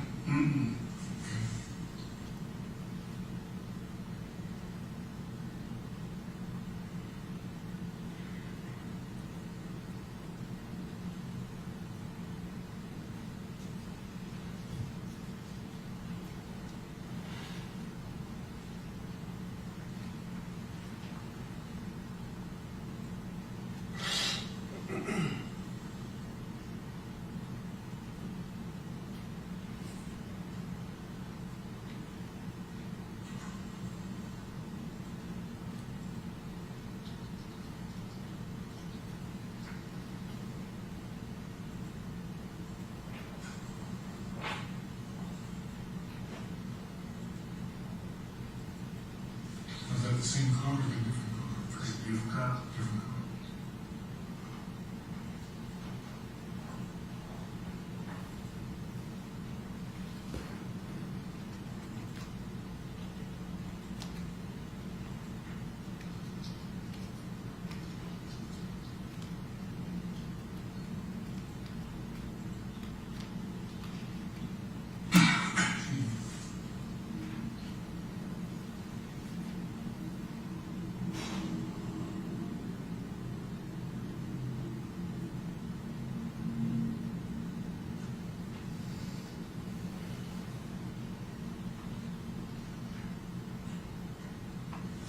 That's the end of it.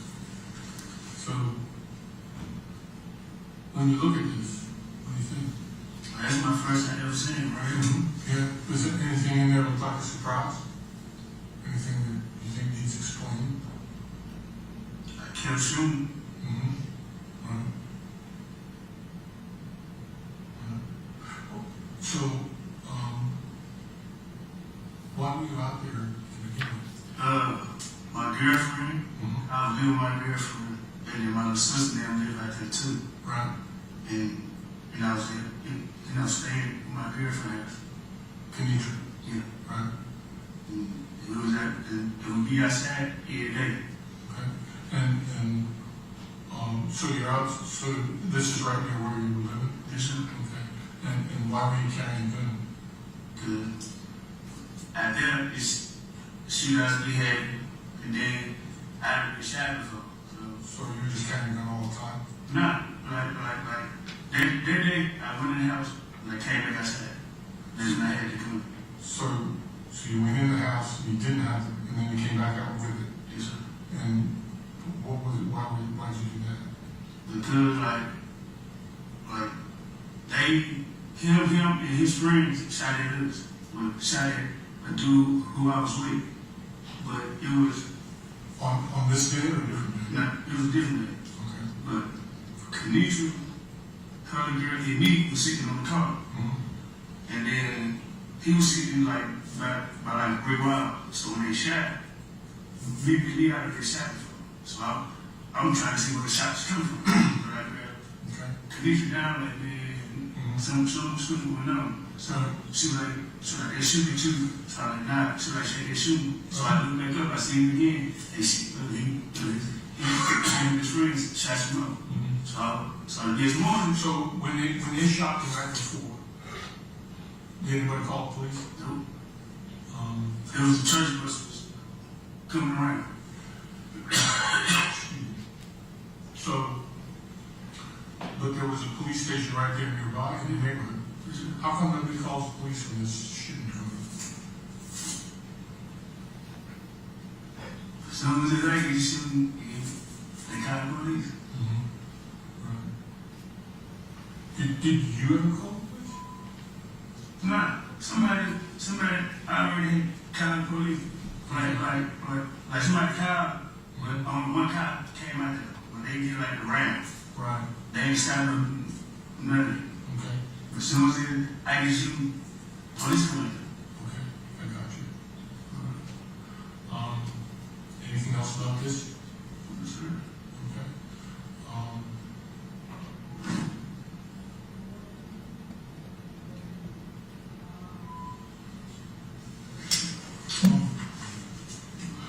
I hope you got what you wanted with being able to see it here. Right. Does it answer any questions for you? Do but it don't. They do, but it don't. What do you mean? Like, they just got me shooting. Mm-hmm. Like, they don't got him shooting. You don't see him shooting. Okay, so if you needed to prove that he was shooting and it's not on the camera, how can you do that? The witness? Who witness right now? The witnesses. Yes, sir. Okay. And do you know the names of those people? Yes, sir. So you can tell your lawyer about that? Yes, sir. Okay. Have you told your lawyer about that? Yes, sir. Did you do that because your lawyer asked or because you just knew it was important? I knew it was important. You knew it was important. Understood.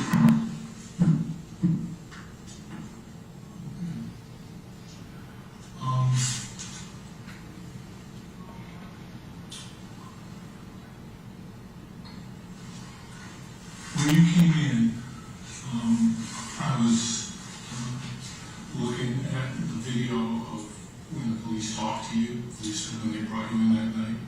Did you know they were making a video? Stop recording at this point.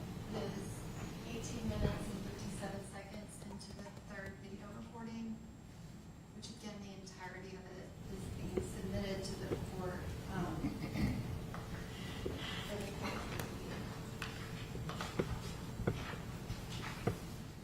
Dr. Schott, the video that we just watched, particularly the portion of you going through the surveillance video with Mr. Taylor, could you describe why that was particularly important as being part of your report? Was it a demonstrative? I believe that it's easier to show than to tell sometimes. And I could have reduced everything you saw to words, but the video says it much better. And also, the video is primary data. It's not filtered through, my reducing it to words, so the court can see for itself. And again, you've said that you don't want to give an opinion on the ultimate issue because that's a decision for the court to make. Is that correct? That's my professional philosophy, yes. And the point of this video was that if Mr. Taylor is capable of having this type of interaction with you about his case, that he should also be able to have that same interaction with his attorney. Unless there's a problem in his relationship with his attorney that would prevent that, yes. And while, again, I know that you don't want to give an opinion on the ultimate issue, but you've been here in court yesterday and today. You've heard Dr. Wood's testimony. Do you agree with Dr. Wood's opinion that Mr. Taylor is incompetent and unable to be restored to competency? I think that's a question. It's a what? Two-part question. Okay. He's smart enough to answer it. I'm sorry. Go ahead. Oh, okay. Well, since I'm not going to speak about competency, I'm not going to respond to the first part of the question. As to the second part, with respect to restorability, in my report, I cite research that suggests that individuals at his level of intelligence are routinely restored, and I cite some rates that are reported in the literature for that. Now, I did take issue in my report with what was described as competency restoration here. It was conducted under the name of the Slater method, but even DIDD in its own description of that says it's modified. When you compare what they did to what published literature says about effective use of the Slater method, it was simply nowhere near enough. The dose was too small, the duration was too short, and the method was inadequate. If you look in the Slater method manual, for example, you'll see photographs of a mock courtroom that was set up in the hospital. And they would literally carry out mock trials, and all of the players would be there. And the people who were there to have their competency improved were literally experiencing this, not just talking about it. And for individuals with intellectual disability, that kind of concrete experiential learning is much more effective. And the demonstration that you did of going through the actual evidence with Mr. Taylor, is that something that is also useful? As part of competency restoration? Yes. So I don't do competency restoration, but if I were to attempt it, I would do that. And I guess, again, you were able to do that without there being any competency restoration, correct? Well, so if I understood what he was saying to me about where he gets information, he gets a lot of information from third parties who are not formally part of his legal team. His mother tells him stuff, his girlfriend tells him stuff, his cellmates tell him stuff. I think that's an important thing to consider if you're going to make judgments about the idea that he's got a wrong piece of information. Before you attribute that to a disability on his part. It might be somebody else gave him bad information and he in fact remembered it. It was just wrong.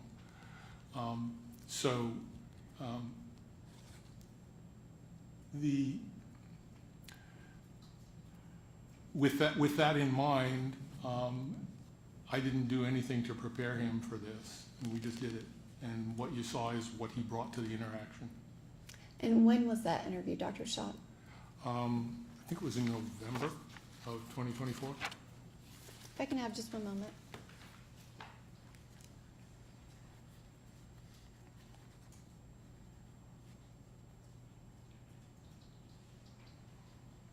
No, wrong, it was October. No, I'm sorry.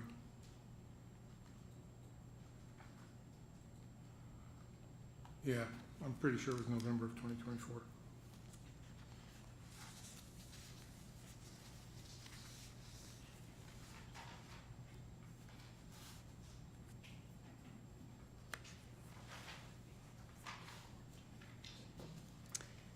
And Dr. Schott, your report, which includes the audio files as well as your notes to the transcripts of the jail call and the 3 hours of your video interview of Mr. Taylor, that is your expert opinion in this case, correct? It's a combination of providing primary data to the court and accompanied by opinion, yes. Thank you. I don't have any other questions. Could we get a restroom break before this starts? Sure. All right, let Mr. Taylor step back. We'll take 10 minutes. Thank you. That's a good idea. I think we need to maybe hook up our side.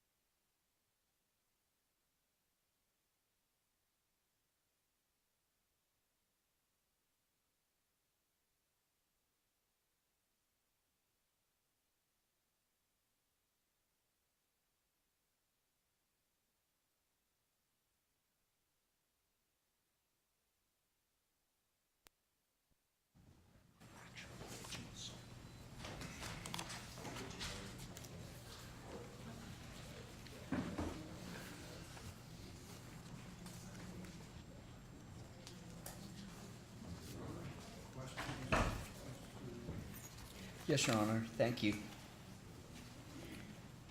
Ready, Dr. Shaw? Yes. Yes, sir. In your report, you cite the Dusky standard for competency, Yes. and you write that to be deemed competent to stand trial, a defendant must possess sufficient present ability to consult with his lawyer with a reasonable degree of rational understanding and rational as well as factual understanding of the proceedings against him. Correct? Correct. That's the legal standard regarding competency, correct? I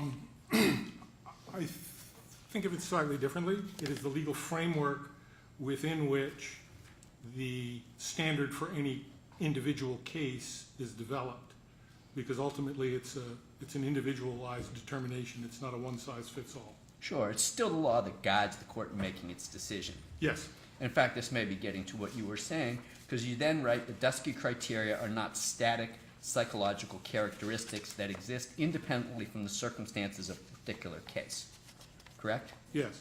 And you explain a little more. What counts as sufficient is measured against legal requirements for defense of a particular present case, not against some other case or some prototypic or hypothetical circumstance.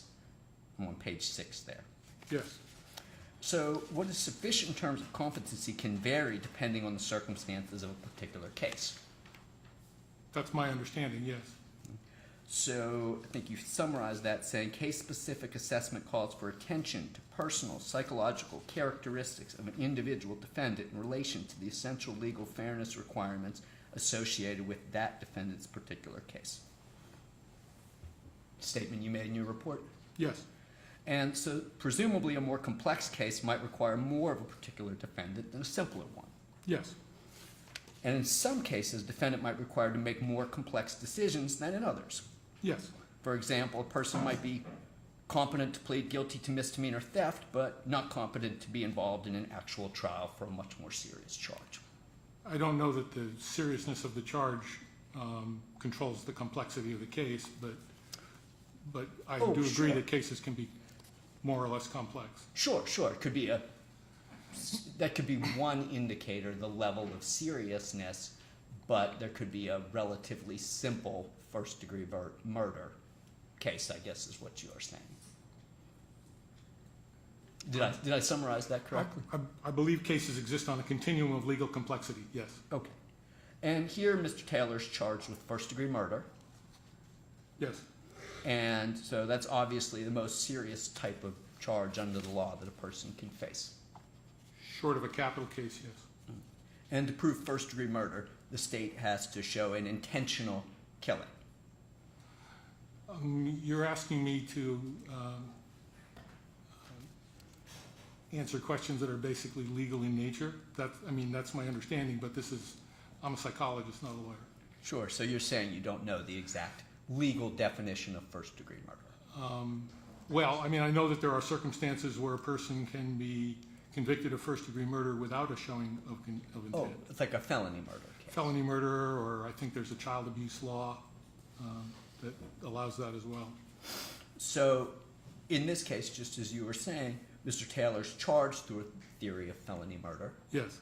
And so the state is not alleging that he intended to kill Miss Jillian Ludwig. I'm not privy to what the state may allege. Well, you reviewed their entire file, correct? That's not their trial strategy. That's an evidentiary file. Okay. When you were looking through that, and when you were watching that video, Right. Did you see anything that suggested he intended to actually kill Miss Jillian Ludwig? The only thing I know about that is what he said. But you saw the video too. It's not my place to interpret what a video shows about somebody's intent here. Not in And- this process. That's completely outside the scope of anything I've evaluated. Okay. Fair enough. But, so you would have no comment, or you're not aware of what the state's legal theory is in trying to prove Mr. Taylor guilty of this offense? with felony murder. Well, my point is, in terms of theories of criminal cases, that can be a pretty complex one, correct? Do you have an opinion on that?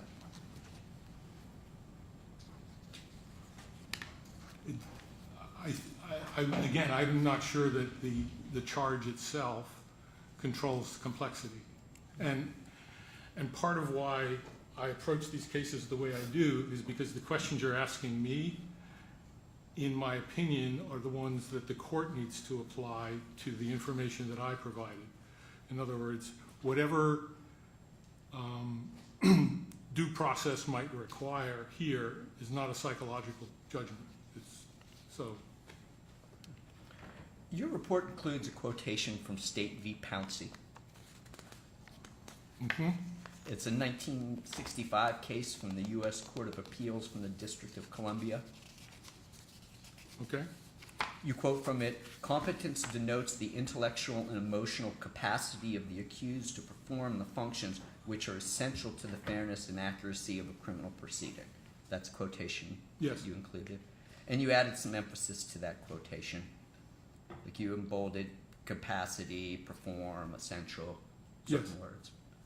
And you explained this quotation by writing, "I read essential, crucial, and particular proceedings together as instructing that the defendant's functional capacities are to be assessed against a minimum requirement for legal fairness in the defendant's particular case and not against a standard of what may be deemed more desirable or optimal in general or in some stereotypical or prototypical case."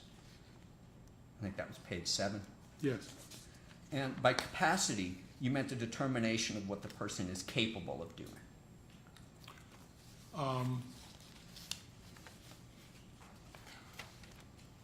That's always a prediction from some sample of their behavior. Capacity is also a legal concept. It's not really a psychological one. So I provide information to the court, and the court makes the determination about whether someone has the requisite capacity. Okay, I'm on page 6 of your report, on the bottom of the page, where you write, "Capacity involves a judgment of what a person is capable of doing." Yes. So that's what I just asked you. Yes. So I asked you, capacity involves the judgment of what Right. a person is capable of doing. So that's true, correct? Yes. So essentially, that's whether he or she has the mental engine or horsepower necessary to be able to do what's required to make a criminal proceeding fair. Yes. A person with intellectual disability, by definition, has less than the necessary horsepower than a person who's not intellectually disabled. Is that true? I'm just hesitating about the word horsepower.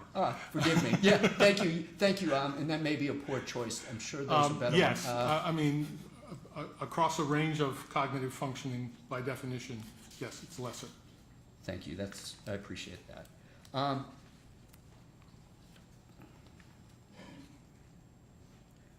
And you agree that sufficient intellectual capacity is necessary for a defendant to make decisions about his or her defense. And I use that term, sufficient, is necessary for a defendant to make decisions about his or her case. Well, in my report, later on, I go through a hierarchy of what has been called decisional competence. And the point of, this is on page 11, and the point of that is to show that what you're talking about here as capacity is not an all or nothing thing. It's graduated, and where on this graduated continuum the court decides that someone's capacity is sufficient, that's a legal determination.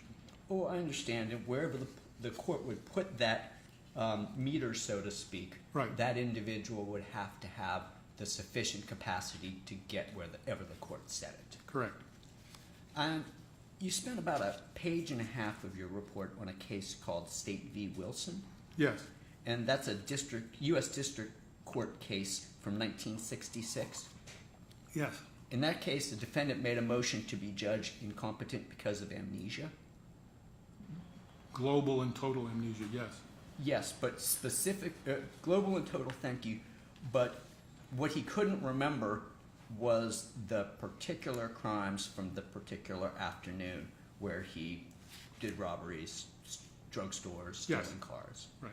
So I think if I had it correct, after the robberies and trying to get away, he crashed the Wrecked his car and damaged his brain. got a head injury. And due to that head injury, he was unable to remember the crime. So that's what you're saying about the total amnesia for what had Right. happened. Yes. But he didn't have any other sort of mental disorder.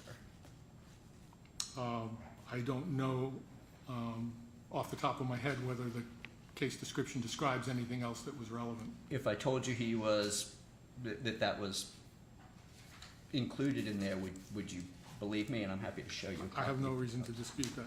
And that he was, this individual, other than that total amnesia, was well oriented to his environment. Oh, you're talking about his current functioning as opposed to something in the past. Yeah, I think they even talk about the past as well, but we can stick with current functioning. That's fine. That was my understanding. Yeah. Yeah. The language I had was no abnormality of thought or behavior other than he couldn't remember the actual offense. And Right. there are other quotations like that. Yes. So he would have been, other than having that missing memory, perfectly able to follow the course of the proceedings or talk about them with his attorney or make decisions going forward. Assuming that the statement about no other abnormality was correct, that would be the baseline assumption. Yes. And the Wilson court wrote, the sole issue before the court is whether standing alone, his absence of present independent recollection of the events of the afternoon in which the crimes charged were perpetrated renders him unable to properly assist in his defense. Correct. Sort of whether his found amnesia constitutes incompetency. Mm-hmm. And as I read it, they're really talking about a plea and bar, which sounds like a complete ban on prosecution if it's shown that the person has amnesia and thus is unable to remember the facts. Is that sort of how you understood it? Like he couldn't be prosecuted. He was saying, I can't be prosecuted because I have this amnesia. So the reason I cited this case was not so much for the amnesia, which is not comparable to Mr. Taylor's situation, but for the court's statement that, in general, to operate as a bar to competency, a mental impairment must be, quote, crucial to the construction and presentation of the defense, and hence to the fairness and accuracy of the proceedings. So I was focusing on the standard of being crucial, as opposed to being nice or optimal or some other standard. Oh, yes, and what I was going to focus on there was the court stating, well, this could lead to other unjust things because being incompetent just for amnesia could apply if somebody drank too much or had a head injury or if they just had a bad memory. They sort of go through this reasoning. Mm-hmm. And what they set down is sort of a clear holding that amnesia per se in a case where recollection was present during the time of the alleged offenses, where defendant has the ability to construct a knowledge of what happened from other sources, where his present ability to follow the course of proceedings against him, not discuss them rationally with his attorney, does not constitute incompetency per se, and that it should only bar prosecution when its presence would in fact be crucial, which is the word you're using, to the construction of the presentation of a defense, and hence essential to the fairness and accuracy of the proceedings. So that's a very narrow holding, correct? What do you mean by narrow? Well, it's saying that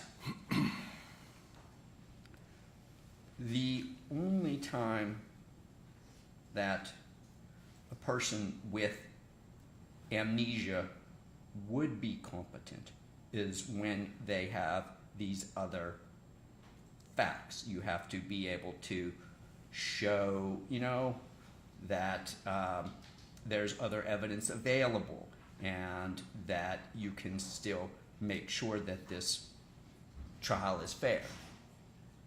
Correct?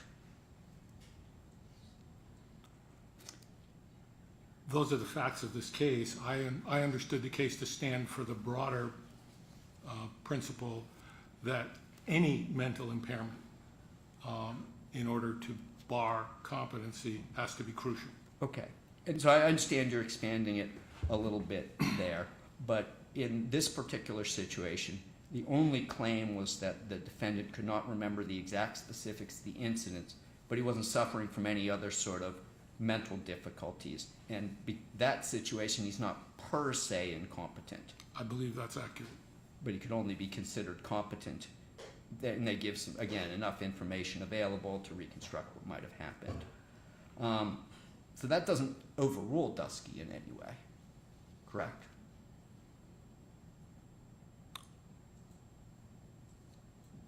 I mean, it's a gloss on it, if you want to say that. It's an interpretation. An interpretation, thank you.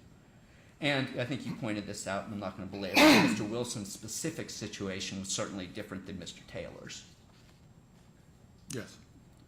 And you cited in your report 2 Tennessee cases as well as sort of for the same principle. One, I think, was this Dempsey-Ray case. It's an unreported case from 1988. Mm-hmm. And again, the defendant was saying he was without capacity to consult with counsel and to assist in preparing his defense. Same situation as in Wilson. I believe so. And so it's another person who's presumably normal in other aspects, just cannot remember the event. Correct? I haven't read it in a while, so I'll have to trust your recitation of it. That's how I understood it, and I'm happy to Okay. forward it to you. So again, the court is saying that in and of itself, amnesia does not constitute incompetency, correct? Right. But that the circumstance of the crime and the amnesia may be such as to deprive the defendant of a fair trial, and you've got to go through Right. the specifics. As you said, individual case. And in that case, the court said, well, the proof was very strong, and the defendant knew the proof in advance. Okay? And essentially, even if he had a memory, he would not have been able to dispute the proof, even if he remembered the case. And I'm happy to show this to you. If it helps. Okay. Does it help you? Well, Or do you trust me on that? I'm waiting for a question. Okay, that was it. If he had a memory, he would not have been able to. That the court said, if he even if he had a memory, it would have been hard for him to dispute the proof, even if he had remembered. Okay. And the question for me is, Is that your understanding of that case? you're an officer of the court. I assume you're reading it to me accurately. Yeah, I'm asking because you cited it in your report, and that's Right. why I'm going. Well, I don't remember it verbatim, so. Okay. Well, you summarized this as the court determined that the defendant's right to a fair trial was not abrogated when the state's proof was deemed sufficiently strong that it was unlikely that the defendant's mental impairment would matter. And that's the quote from your report. Yes. And the way you're writing it, it seems like you're suggesting that if the proof is strong enough, then it doesn't matter whether a defendant's competent or not. That's not what you're saying, correct? Well, that's for the mental impairment of this particular defendant in that case. Obviously, there are mental impairments that would bar prosecution no matter what the state's proof was. You know, if somebody's in a coma, for example, just to give you an extreme illustration. So, yeah, obviously that's all of everything that you're reciting from was to make transparent my understanding of competency and the approach that I take here. If there's an error in something I've done here, it's not my job to make legal arguments to the court. I'm simply trying to be transparent about how I understand the law. Oh, I just want to make sure that, in your opinion, there's not some threshold of proof, be it video and statement, where once the state has more than that, well, it really doesn't matter if the defendant is competent. That would be a legal conclusion that's outside the scope of my profession. Okay, fair enough. So maybe there is, that competency wouldn't matter in some sort of cases. Ask the judge. Now, part of why I'm getting to this is you write of Dr. Wood's report. The January 2024 evaluation report at page 11 recites a definition of competency to stand trial attributed to common law and also notes Tennessee's adoption of Dusky v. United States. Having been recited, this information then sits inert and is not further mentioned or explicitly applied. That's page 3 of your report, I think. Yes. So you're saying that, well, she doesn't apply this law. And that's, I assume you're writing that because you believe that's in error, correct? It's a critique you have. Well, what I was looking for was something that would rise to the level of putting Mr. Taylor's condition in the specific context of his case. So that's what I'm writing about there. Okay. And that's why the text that comes afterwards or before is explanatory. Okay, but you just spent a long time telling me how this is all a conclusion for the court, correct? Ultimately, yes. And so you critique her for having this information sitting in her after she gives a correct standard, right? It's a description.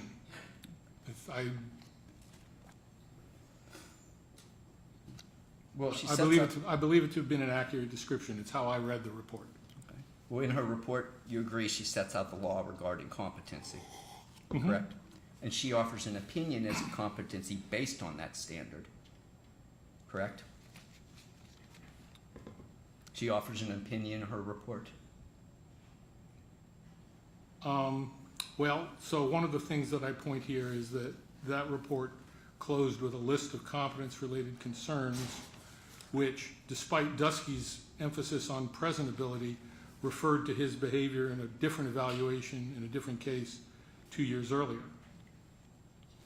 So you're concerned that she's using older data rather than that she's not applying the correct standard.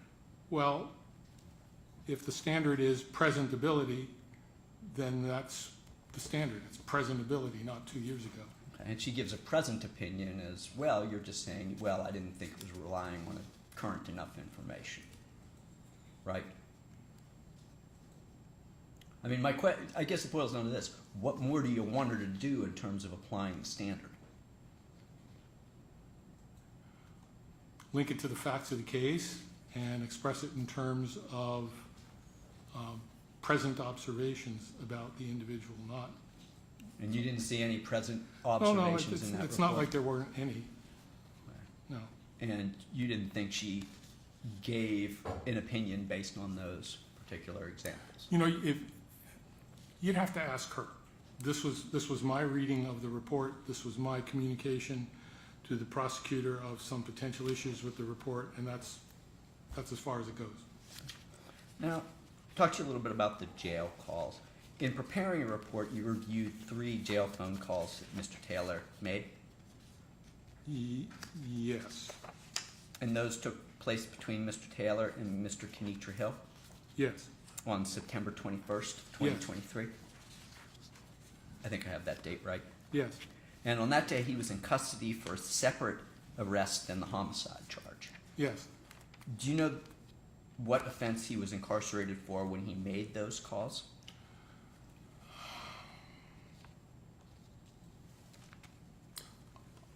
I think he'd been picked up on warrants first and then was charged with other things later.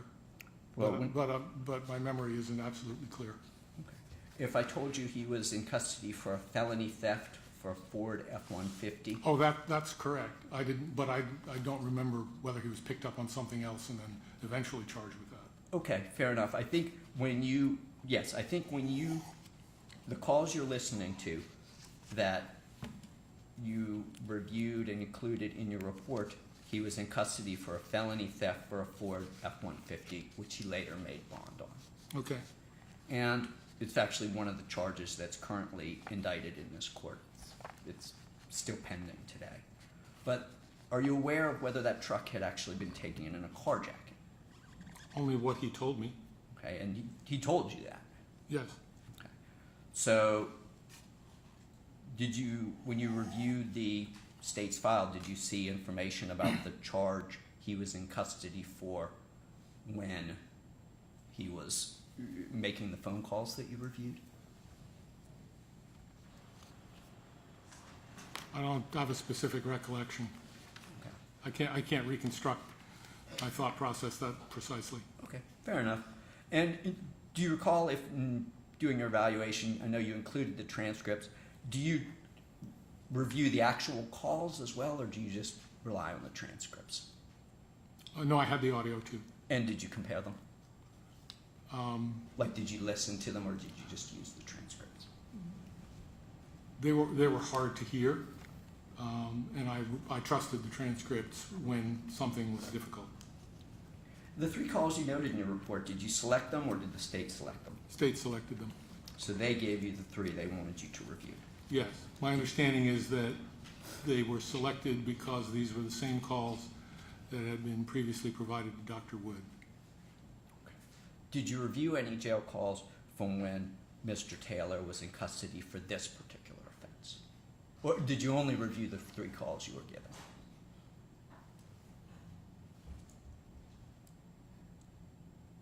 I didn't have transcript, if I don't specifically remember seeing any calls from the current offense. I may have, I mean, there was just a huge amount of stuff, but I certainly wasn't given transcripts and wasn't asked to respond to them. The only reason I responded to these was because the state specifically asked me to. Okay. And I would like to play a little bit. This is going to be the video 1, clip 6, sorry, of what Mr. Taylor told you about the offense he was in custody for on September 21st.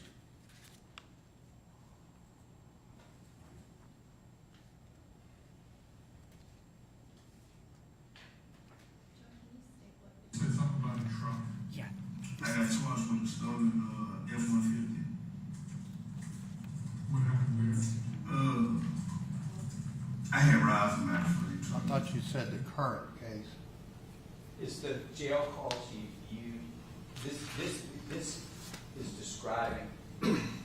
I know what he's describing, but I thought you wanted to ask him something about what he described about the current case.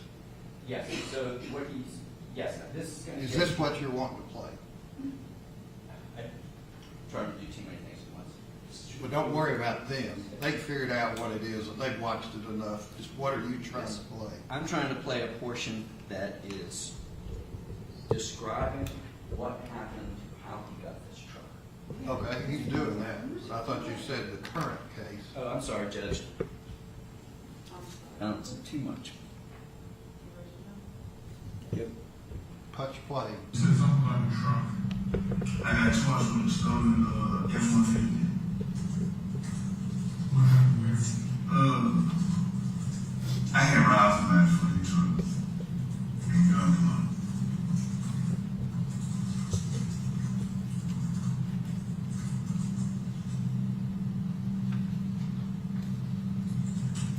What are you gonna do with the truck? Take it to 11 and set it.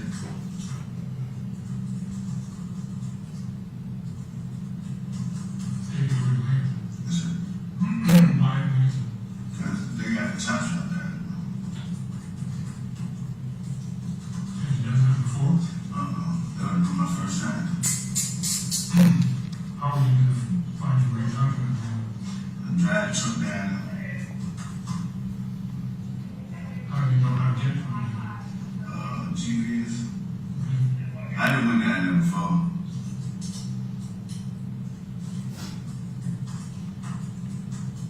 By yourself? Okay. Who taught you how to use GPS? My sister.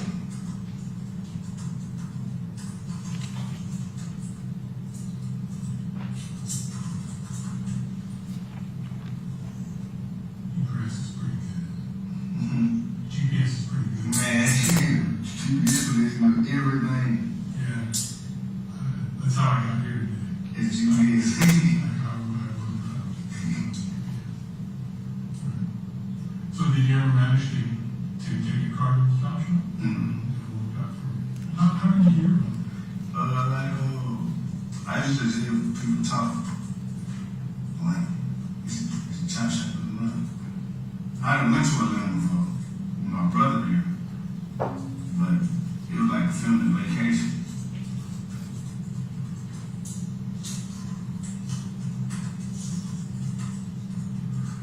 So, you're gonna go down to Atlanta. Did you have an exact address for this chop shop? Mm-hmm. We was just, So how are you you Google. You from Google. Gonna Google chop shop? Yes, sir. And it's gonna come up? Yes, sir. Chop shops in Google? Yes, sir. Okay. We went to Google. Went to Trusty Chop Shop in London.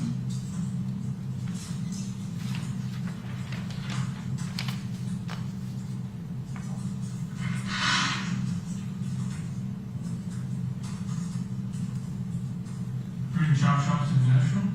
None that I know of. I ain't no trader down here. Okay.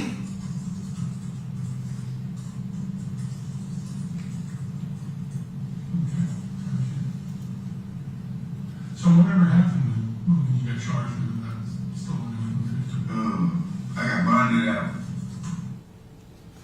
I'm going to use that as a framework to direct your attention to the first jail call you reviewed. That's the one from 1946 hours on September 21st. Okay. And on page 2, the first point you note is Mr. Taylor saying, and I'm about line 4 here, I don't know, because I ain't seen nobody yet, but the police said the only thing they can hit me with is joyriding, and that's a misdemeanor. Mm-hmm. And your notes on that point are, I ain't seen nobody yet, but the police said is a qualifier of Mr. Taylor's understanding of the charges against him. In context, the statement may reasonably be understood as referring to some aspect of legal process beyond arrest and interrogation by police, meeting with counsel and a court appearance. So at the point he's making this statement, Mr. Taylor was charged with Class C felony theft of over $10,000.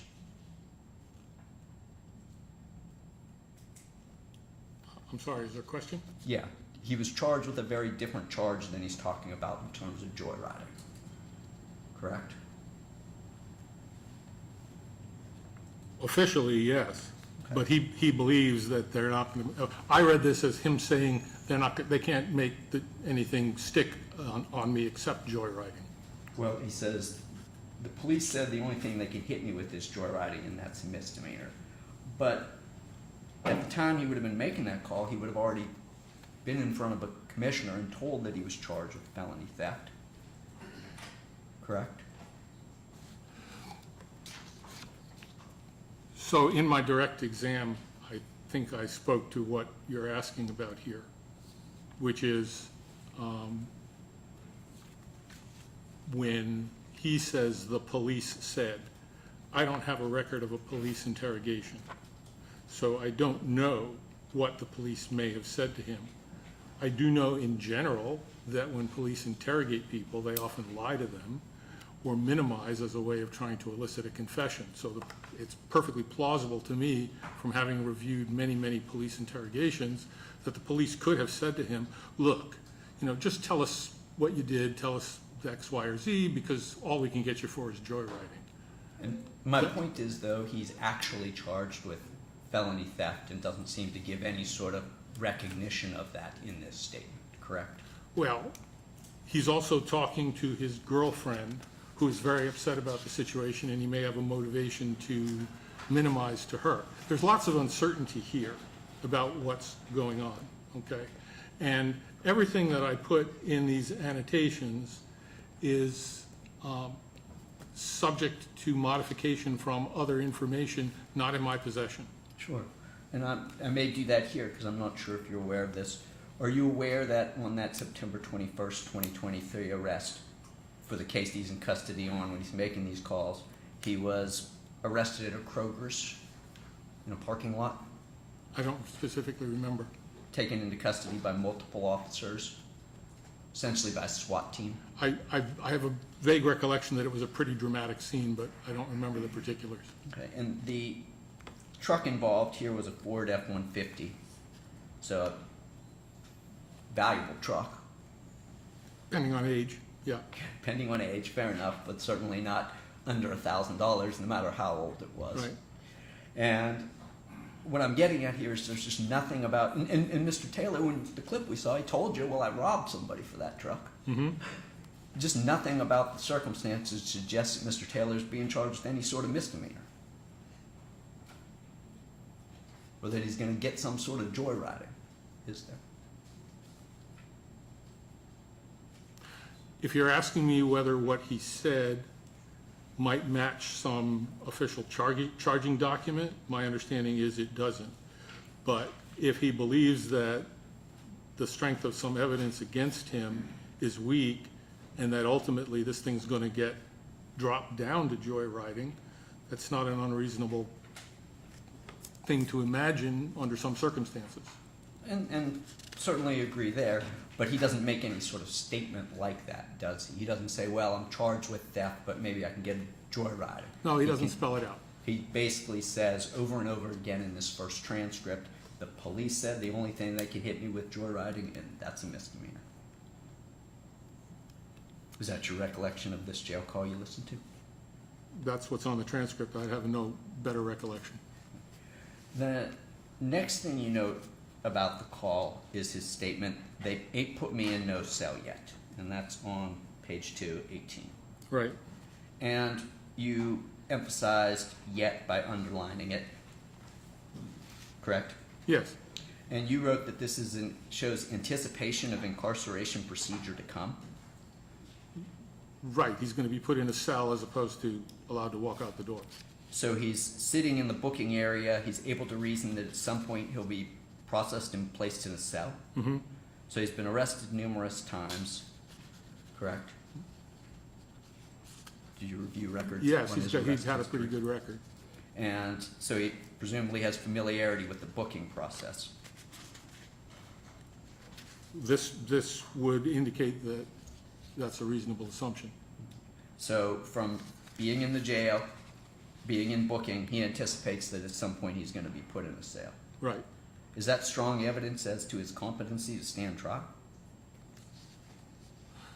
None of these things are dispositive of any of that, but it is something that shows that he learned from prior experience and has an anticipation of the script. So the fact that he's in booking and knows that they're going to put him in a cell could be some indication that he's got some level of competence. Well, that would differentiate him from somebody who every time they got picked up, it was a new experience because they didn't remember anything. So on page 4, line 4, this is the same call 1, you highlight a statement that Mr. Taylor makes where you wrote it's essentially somebody told him. So I'm on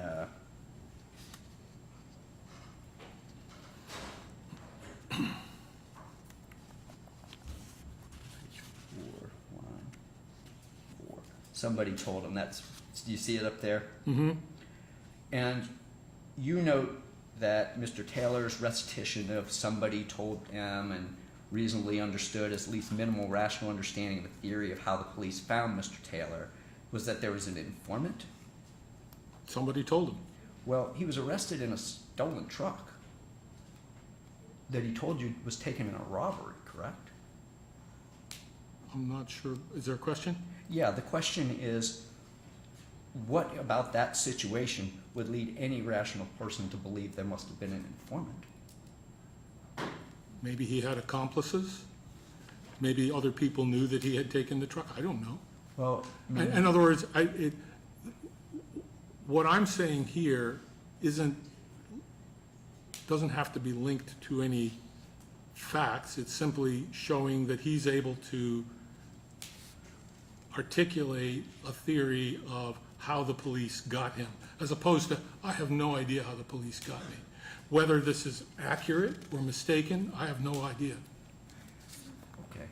So I think you just said that what he's saying here doesn't really have to be linked to any particular facts. Is that? What I'm saying is that it shows a reasoning, okay?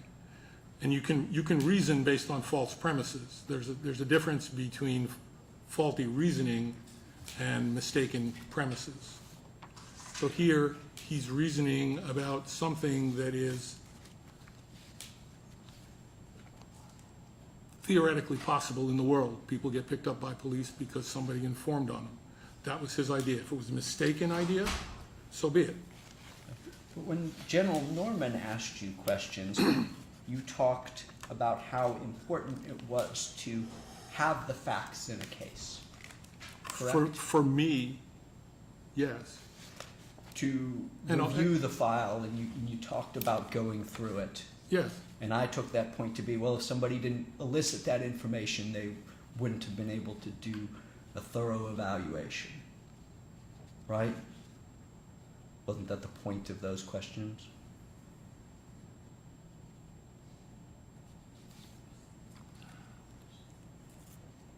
it's about linking my conversation with him around some framework that I have a basis for.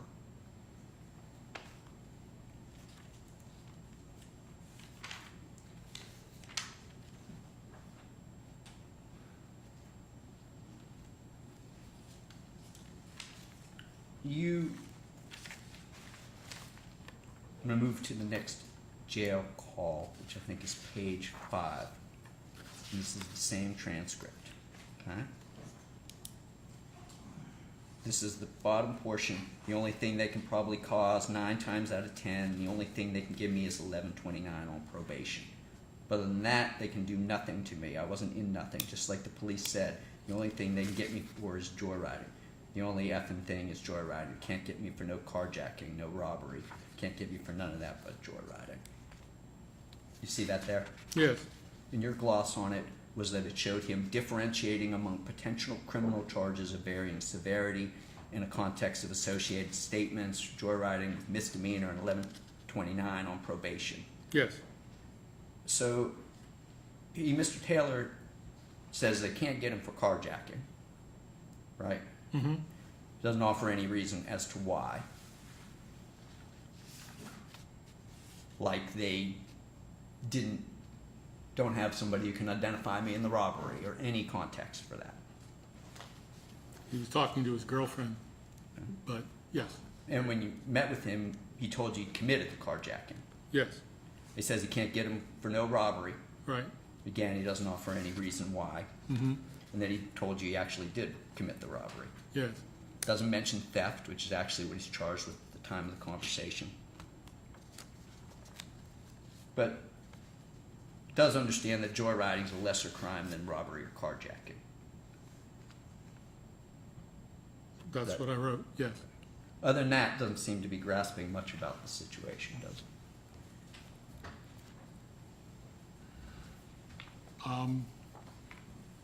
Again, my point here is that he's able to make that distinction. He's making it in the context of trying to reassure his girlfriend that he's going to be back home soon. So he knows the difference between a felony and a misdemeanor. Felony is more serious. Right, so what it shows is that he's able to differentiate among criminal offenses. Whether he's doing it to convince his girlfriend and to keep her on board, or he's doing it for some other reason, I don't know. I'm just focused on the fact that he can make the distinctions. And that he does so spontaneously. And Mr. Taylor, roughly a few months prior to this case, had been found incompetent to stand trial. Yes, that's my understanding. Doesn't mention that proceeding or that ruling at all in any discussion of what might happen in this case. I didn't see it brought up in his phone calls, no.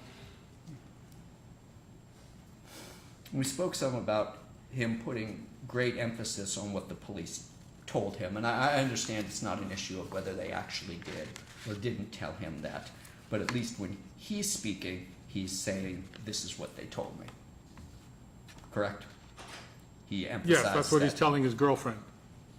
So he doesn't consider that maybe the police, if they told him that, may be telling him something in order to achieve some other goal, like you were saying, lying to him. He doesn't make Well, him... I see, I actually don't know that. He may have considered that the police were lying to him, but he wanted to pass the lie on to his girlfriend. I can't know. And not, as we've discussed, making any distinction between what the police told him and what he was actually charged with. He doesn't say, well, you know, they told me joyriding, but I'm charged with theft, but they don't have the proof or anything like that.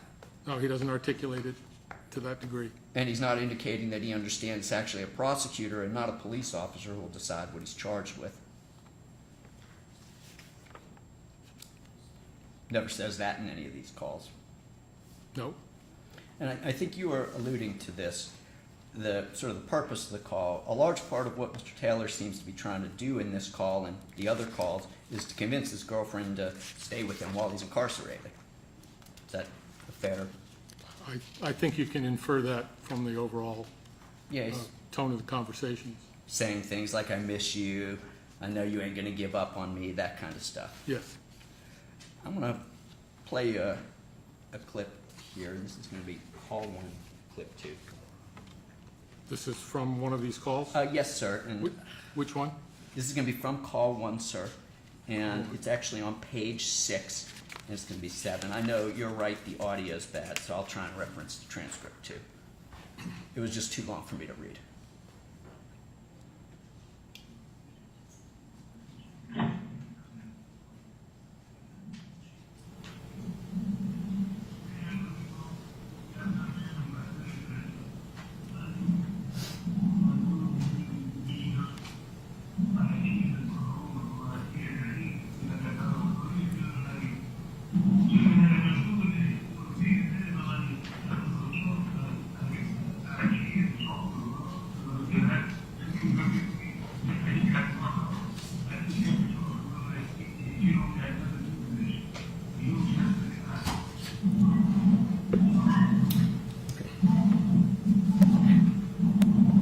All right. Clearly, this is very hard to hear, and I really, we can shut that off. It's too hard to hear.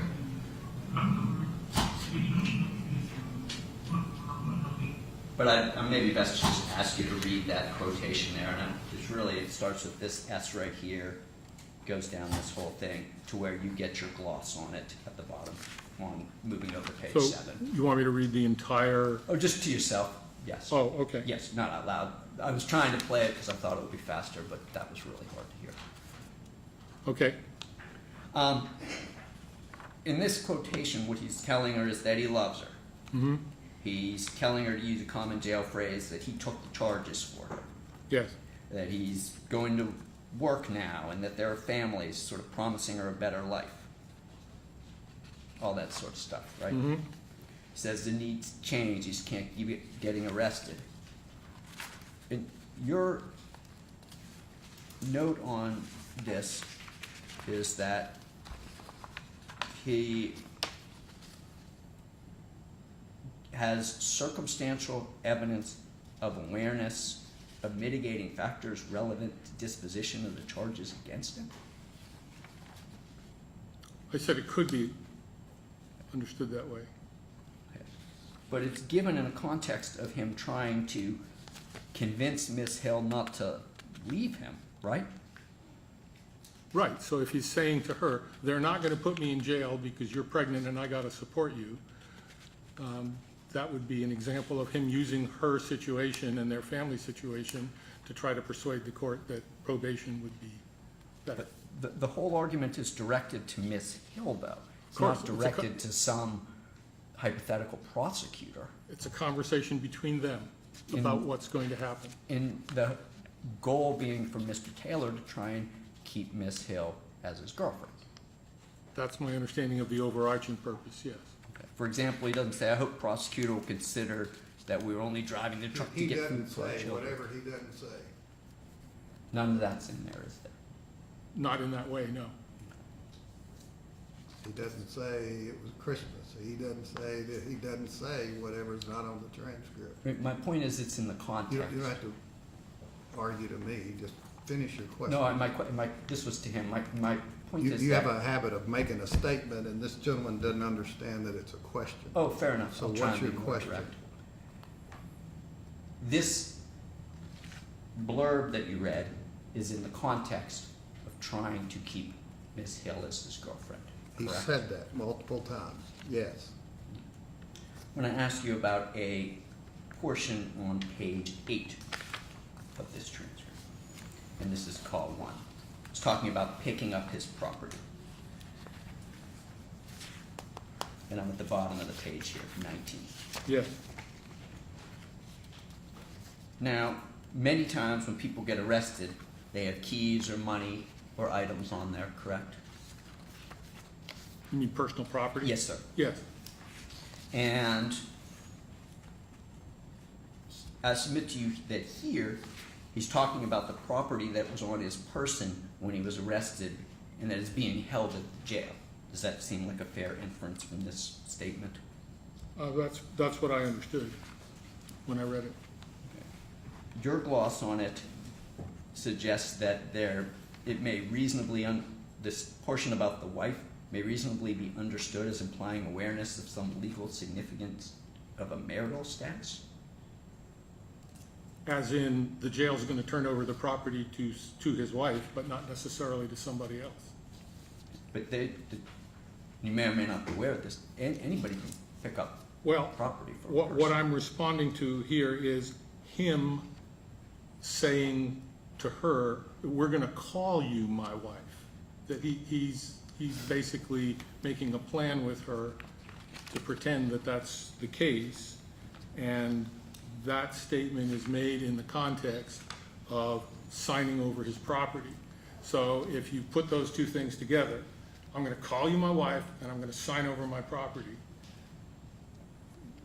It's not a big inference to assume that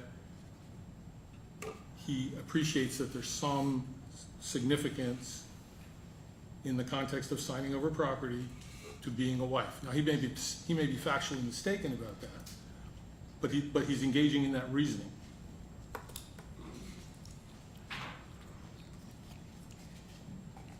But, so you're not interpreting it as there being some legal significance, like, well, I can give you property or donate it in my will. Oh, no, it's specifically about this signing over of property referenced in this sentence. I'm not making any inference beyond the situation he's describing. And on that same page, which is line 19, he says essentially that he's not going to have anything with him when he's released, when he gets out, if he signs it all over. Mm-hmm. He says, I ain't even going to have my library card, and none of that. You feel me? You see where that is? It's line 21. Mm-hmm. And your gloss on that is Mr. Taylor's reference to possessing a library card is not code for something other than a library card, and his possession of and interest in having access to a library card invites inquiry into his use of the resource and, I guess, of that resource, and may circumstantially speak to functional literacy status. Right. So first of all, is there any indication here that this is code for something else other than a library card? Well, I understood from other information that Mr. Taylor's literacy was very limited, and I'm not accustomed to seeing individuals with his level of literacy having library cards or engaging in a lot of reading. So my first response to it was, this is unusual for somebody at his level. That raises the question of whether or not it could be code. There's some other things elsewhere in the phone calls that, he's referring, I think, to shoes or something in a way that sounds like it's a code.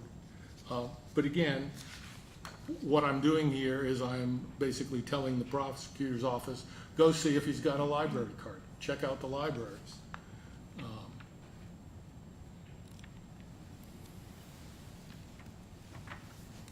So I'm going to move forward just one paragraph down.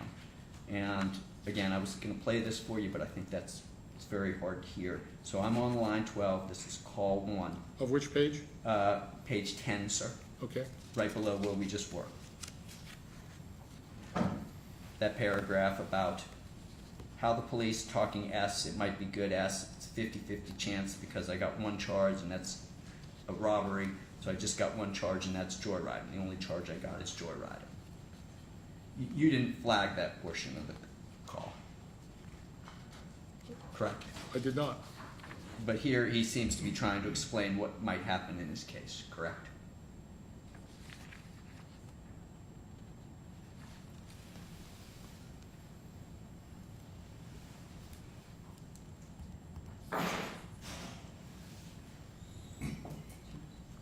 Yes, he is. And he's not doing a particularly good job of it there. That's pretty incoherent, isn't it? It's not particularly coherent. In the first call, Mr. Taylor says the only thing they can charge him with is joyriding at least 5 times. Does that sound right to you from your review? I didn't count. Sound about right? I just didn't count. I don't know. Talk to you a little bit about the second call. That's the one from 2059.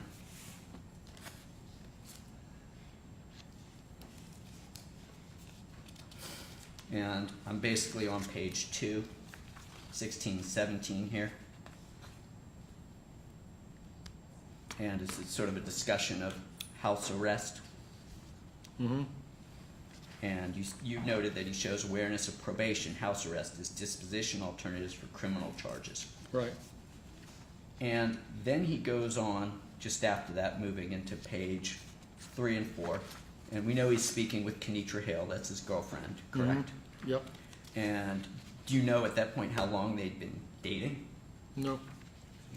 I don't even know if they've been dating. But did you know that he'd been living with her? You didn't know that.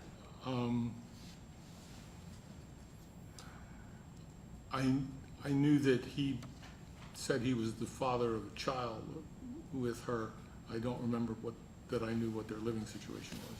And we reviewed all that information where he was saying, stay with me, I need you, trying to keep her with him. And we just went through that paragraph. In the Correct. relationship? Yeah, in Yeah. the first call. Yes. During the conversation, Mr. Taylor says to Miss Hill, I need your name. That's page 3, line 4. Mm-hmm. So he's asking his girlfriend for her name, Mm-hmm. and that's the second call they've had on that day together. Mm-hmm. And prior to that, he hasn't referenced her by name. Mm-hmm. He just referred to her as baby mama or baby's mama. Mm-hmm. And then she spells her name for him. Mm-hmm. And then he asks, what's your last name? Mm-hmm.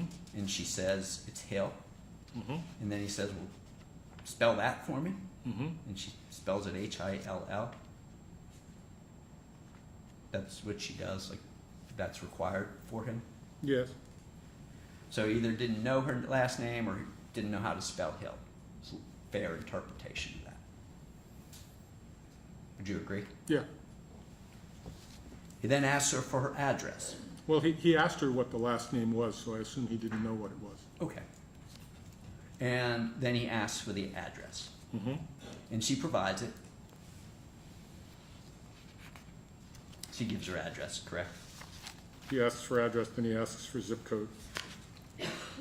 And you noted that Ms. Hill does not show any surprise at Mr. Taylor's request for basic information about her name and its spelling, address, and zip code. Mm-hmm. So it might be that she's used to him making this type of basic request.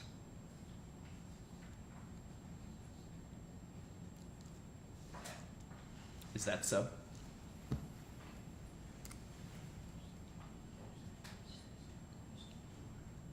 Because she didn't show any surprise.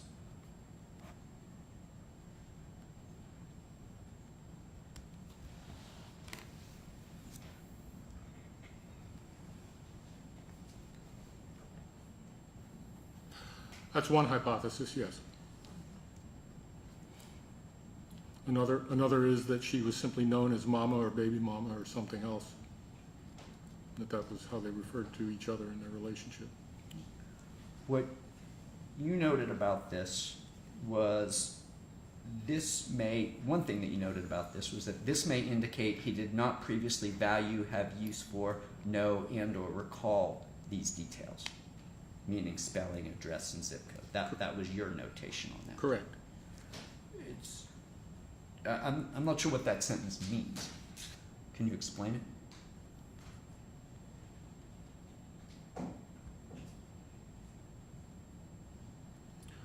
It's a list of hypotheses for why he might not know her name and its spelling, or her address or zip code. These are competing hypotheses. He didn't know those things because they weren't important to him. He didn't value them. He didn't know those things because he didn't have any use for them. He didn't know those things because he'd simply never known them. Or he didn't know those things at this moment because he had once known them but didn't remember them. So he didn't value his girlfriend's name? I'm simply listing alternative hypotheses here. I'm not choosing among them.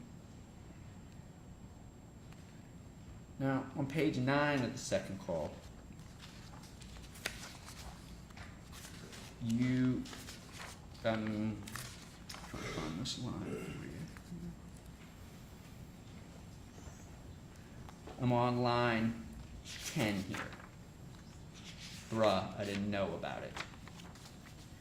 And here can read this paragraph, talking about telling him, look, everything in this house is mine, brought everything in there. Don't give nothing to nobody. See where I am? Mm-hmm. You note this as an indication that he's giving potentially amateur legal advice?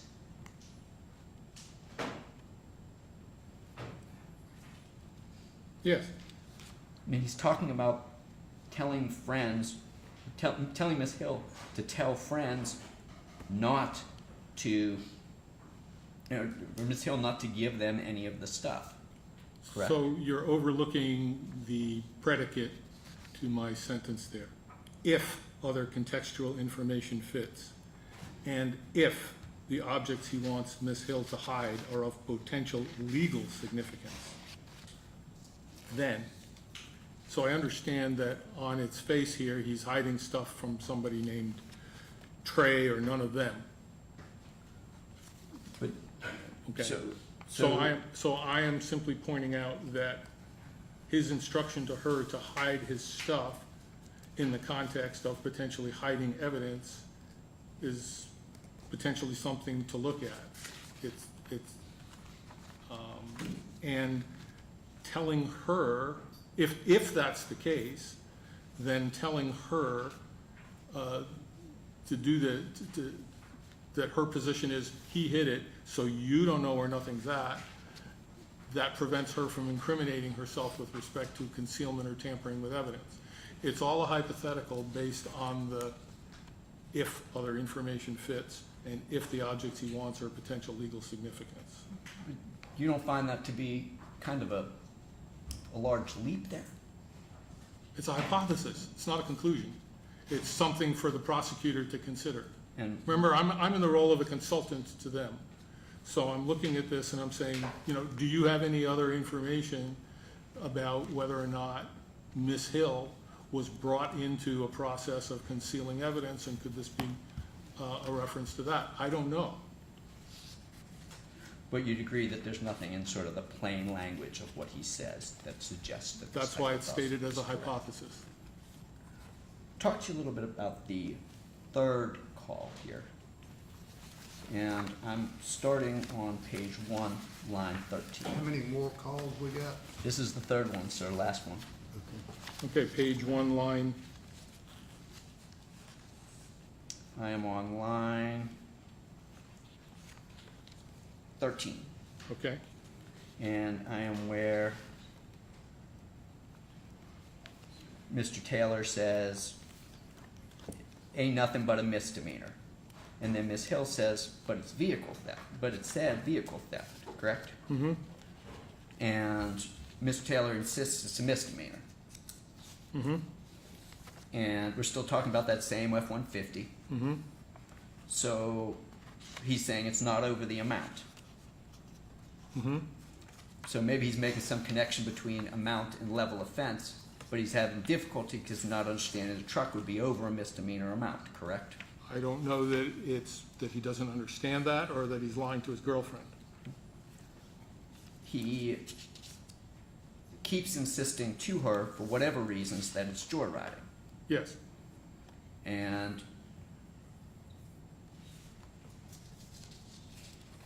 strike that. Moving on to page 4, line 3.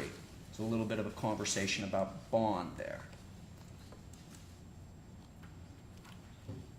So what I'm focused on here is Ms. Hill telling him your bond is 10,000, him saying 10,000. Mm-hmm. And then on line 6 he says, so how much, man? Or so how much, but man, if I didn't tell you, come get me. You see that there? Mm-hmm. So it doesn't seem from that he knows much about what the cost of actually making that bond would be.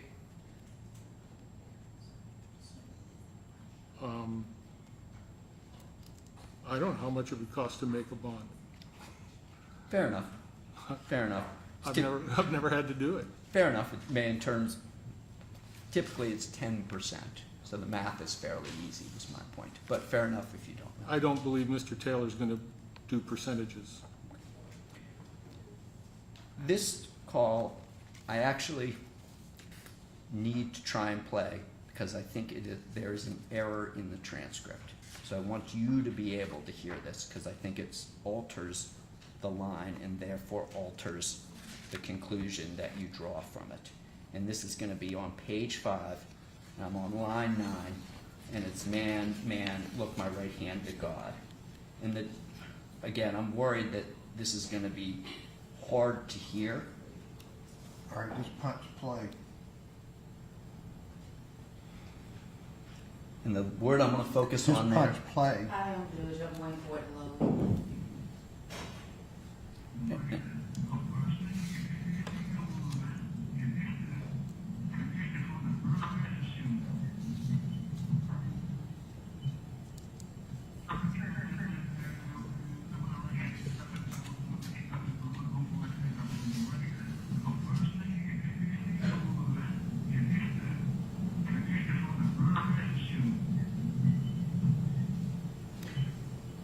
And what's your question? My question is, what he actually says there, if you can hear it, Dr. Schacht, is not that this is, and they said, this is the connection, but rather is the name that they said, is this the connection? So there's essentially a this in there. So it's a question instead of a statement? Well, what it is it's him saying the officers are asking him. They see the phone and they say, is this the connection from the Buena Vista shooting? So they're asking him about it, rather than it being a name that has to do with framing somebody else. Did you hear it that way? I couldn't hear it myself, so I took the transcript at face value. If the transcript is wrong, then I would agree what I said about it there wouldn't apply. Okay. Thank you. I know that's difficult through the jail calls, and I appreciate working through those with me. But moving on to a little bit of a different topic, your meeting with Mr. Taylor. You met with him on one day, Yes, and you tell me again what day that was, please. I think it was November 2nd, In November of 2023. I don't know. 2024. 2024, excuse me, 2024. And on that day, you met with him for a total of about 3 hours and 5 minutes, Something like that, yeah, whatever the duration Whatever of the they- video is, that's the time. whatever they add up to. You'd never met with Mr. Taylor before, No, and you've not met with him again since. nope, And so all of your direct interactions took place with him on that day, yes, and you recorded those meetings. yes. So it ends up being about 185 minutes. And are you aware of whether that's actually less time than what Dr. Wood met with him for? I don't remember what Dr. Wood said. Well, she met with him for a total, on different occasions, for over 4 hours. Would that sound about right to you from your review of her reports? I just don't remember, sorry. And I think you said you only met with him that one particular day. Yes, So you didn't return to meet with him to see if he'd retained any of the information you talked about. Did you go back any other time? no, did Okay. not. The day you met with him, that particular case had already been pending for over a year. Is that right? You met That's with my him? understanding, yeah. So presumably he met with counsel multiple times. I don't know the answer to that. but we know from earlier testimony that Mr. Taylor had already received competency training. He'd had 5 sessions with Jenny Matai over video link, yes. And so you'd have the benefit of that training, prior evaluations as well. Yes, And yet he presented as he did when you saw him.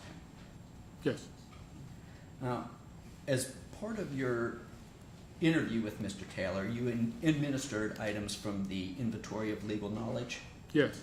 and that test includes 61 questions. 61 true or false items, yes. And in your report, you call it a standardized set of 61 true-false questions designed to tap factual understanding of a variety of matters related to criminal proceedings. Yes, And you then write, the ILK was specifically designed to illuminate feigning or incompetency because a defendant may answer correctly or incorrectly. It is also prima facie capable of shedding some light on capacity for accurate factual understanding within the scope of the topics addressed by the questions. yes, Answers to the ILK speak to what a defendant has learned, may circumstantially contribute to a judgment of whether a defendant is likely capable of learning additional similar factual material in the future. yes. So from your perspective, it was designed to tap factual understanding of a variety of matters related to criminal proceedings. No, Well, that was what you wrote, specifically. the, Oh, forgive me. So I have a wrong word here. Go ahead, finish your answer. so it was designed as a measure of response style, but the items, the design of the items is that they're about that kind of factual information. So it's factual items assembled together in a procedure that is not in any way a comprehensive assessment of all the factual information that a person might inquire about in a competency context. It's a sampling, But but it's a systematic and standardized one. And what I'm going to ask you about, What are you gonna ask? You don't have to say what you're Sure. gonna ask. the manual, when you receive the test information for the IOK, instructs that it's a measure of response style and not a measure of competence. Is that correct? Yes, that's what I testified to.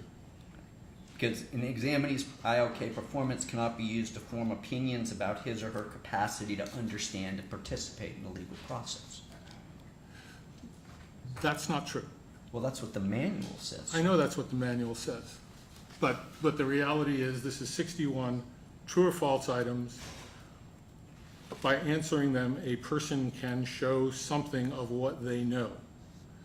Now, what the manual is basically saying is don't use this instrument as a substitute for a competency assessment. This is not a competency assessment instrument. It's a limited set of questions. I simply used it as a scaffold for a conversation. I did not use it for the design purpose. Okay.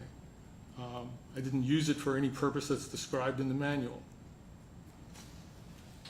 But, so, and when you do that, in your report, you include a section where you discuss Mr. Taylor's ILK score in the context of scores obtained on the same instrument by comparison groups. Correct, but not for the purpose of making an inference about competency. It's for the purpose of comparing him in this task to a known group of intellectually disabled people. So, in other words, it's a benchmark. It's a way of saying, well, on this task, on which intellectually disabled people perform differently from college students, psychiatric patients, and so on, okay, Mr. Taylor performed less like the intellectually disabled people and more like those other groups. But it's an effort test, sir. It's a response test. Only if I use it in that way. It's also 61 true or false items that have correct and incorrect answers.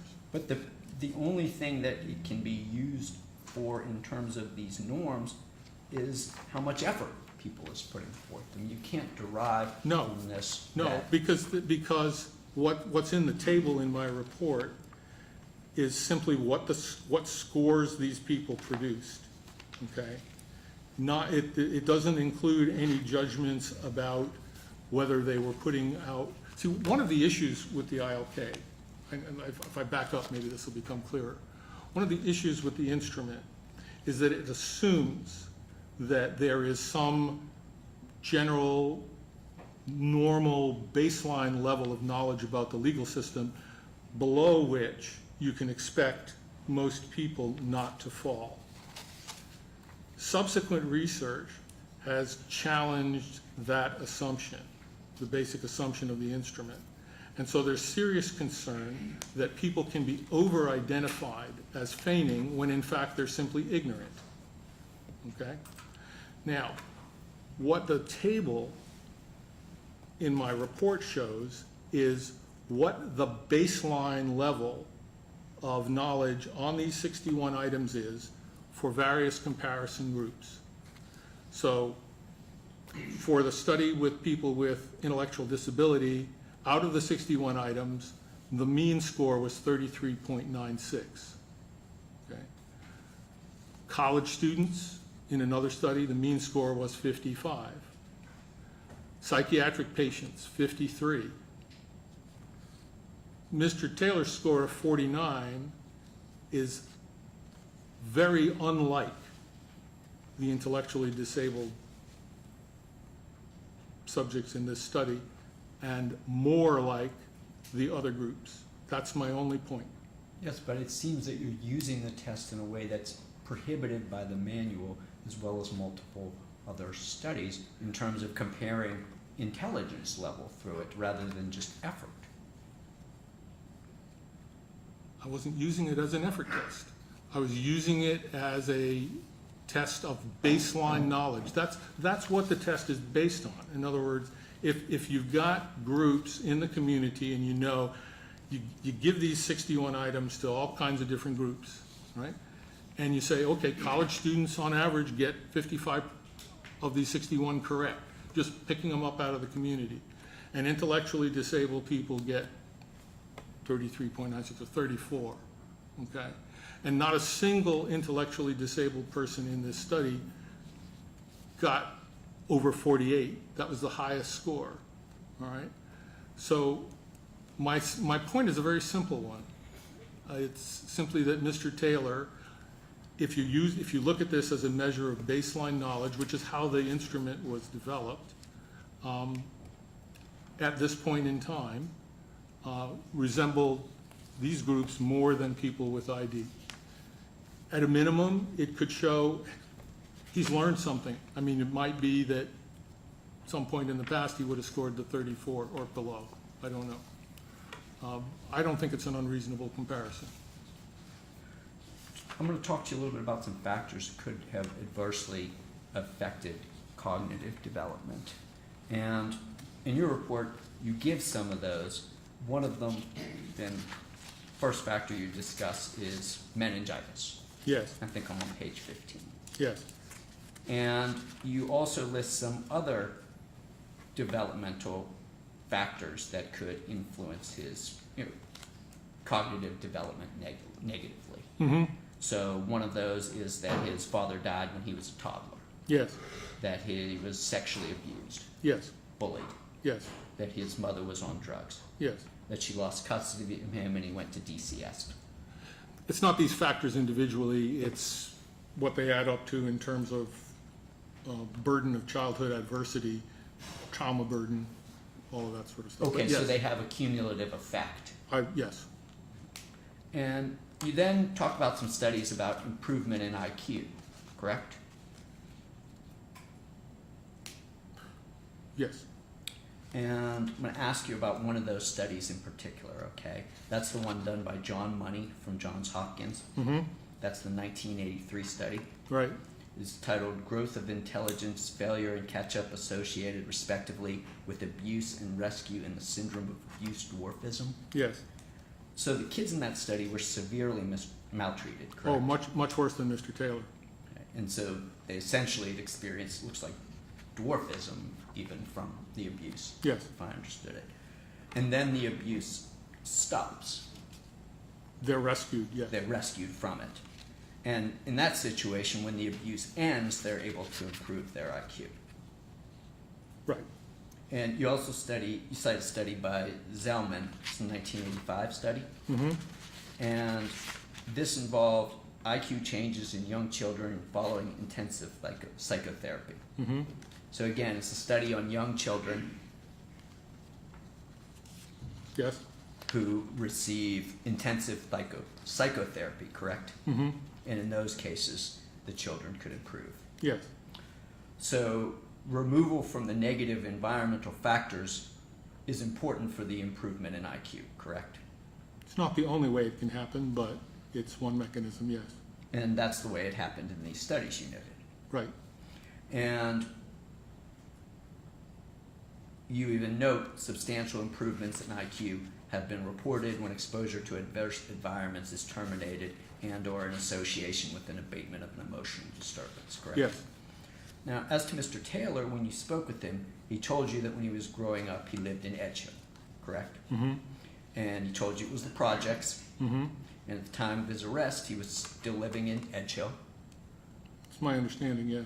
so the same location.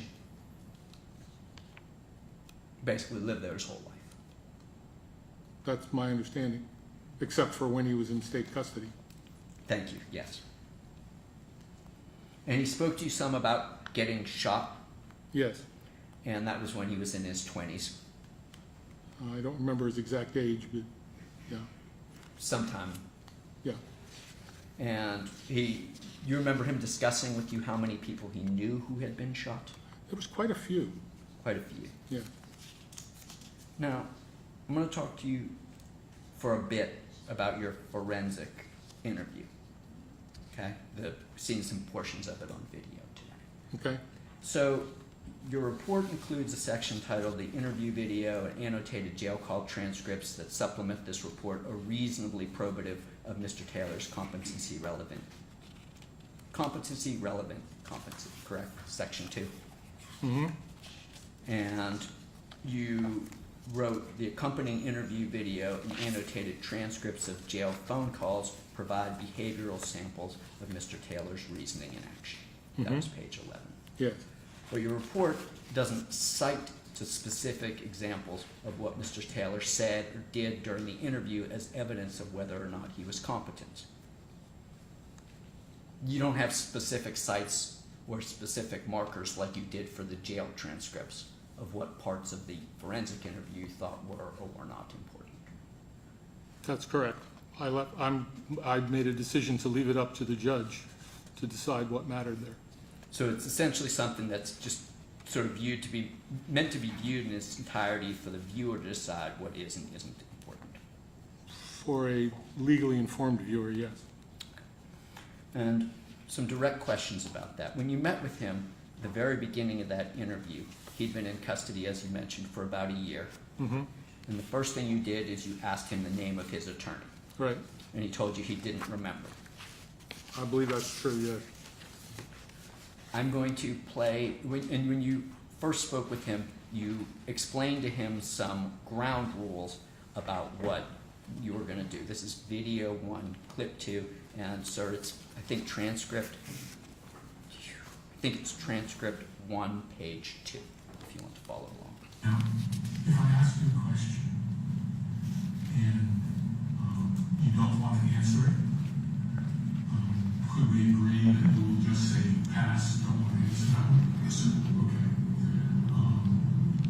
That's better than if you just make something up. I don't want to be talking to you about stuff that gets made up. Yes, sir. Okay. And then if I say something and you're not sure you understand it, please just ask me to repeat it or to say more or to explain. Yes, sir. Okay. So I want to make sure that we're communicating good. If there's something that I say that you don't understand, just say, hey, I don't understand that. I'll try and move. Yes, sir. Do you have any questions? Yes, sir. Okay.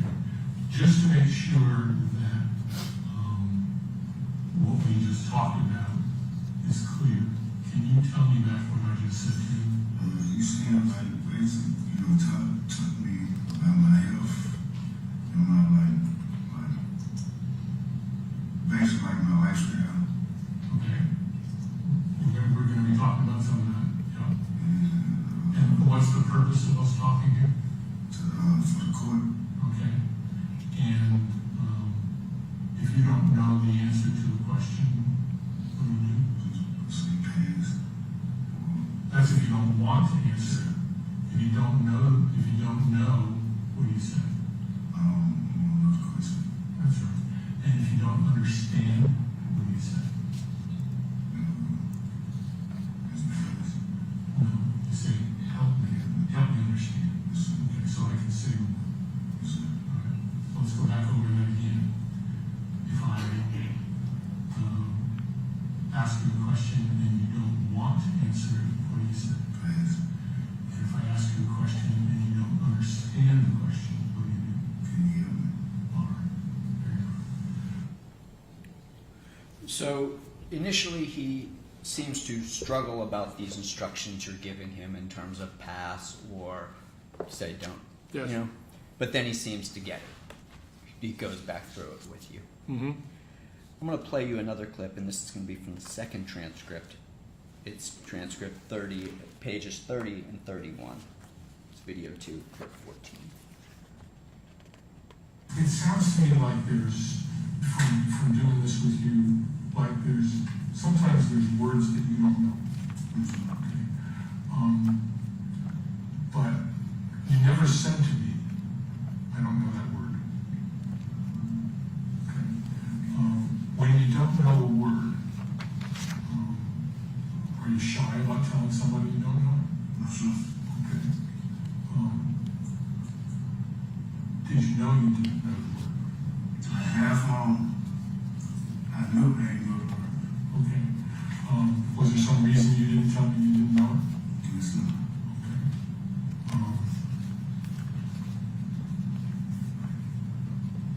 If that happened with your lawyer, if your lawyer said something to you, and your lawyer used a word that you didn't know, what would you do? I just, like, did you say it again or I don't do it? Okay. But you didn't do that with me. Yes, sir. I'm not blaming you or criticizing you, I'm just trying to understand. Because it's important for you to know what's going on. Yes, sir. And if somebody's talking and they're using a word you don't know, they might not know that unless you tell them. Yes, sir. Now, here Mr. Taylor admits that he didn't know some of the words you were using in the questions, correct? Mm-hmm. And you asked him if there was some reason he didn't tell you, correct? Mm-hmm. And he said no. Mm-hmm. So at the end of the session, he either didn't understand or follow the basic rules that we saw you set down with him at the beginning of the session. Correct? There were lapses. I don't know that he didn't ever follow them. But yeah, there were clearly occasions when he attempted to give me an answer, and when I followed up to clarify, it was clear that he had not understood something. Well, you made it clear to him if he didn't know something, he should say, I don't know that, or help me understand, I think was the terms we saw in the first clip. That was the initial instruction, Yes. right? And then by the end, it's clear that he's not able to apply that instruction you gave him because he's not asking for help when he doesn't understand. I don't know that he's not able to apply it. I know that there were occasions when it was clear that he had misunderstood something and not told me. So there were lapses. Whether there were other times when that wasn't necessary and so forth, I don't know. I don't know. So maybe he didn't apply it, is what you're saying? The lapses. I just don't know. Okay, it's certainly clear that he can have problems with vocabulary. That language can be a challenge. If there were going to be a trial, that's the kind of thing that accommodations might well address. If we were in the United Kingdom, They have something called registered intermediaries there. About 80% of them are speech and language pathologists who specifically help defendants with language issues like this during proceedings. So that might be something that could be done here under a different name. Another issue that can sometimes be important in determining competence is whether a defendant has some ability to understand the proof against him or her. Correct?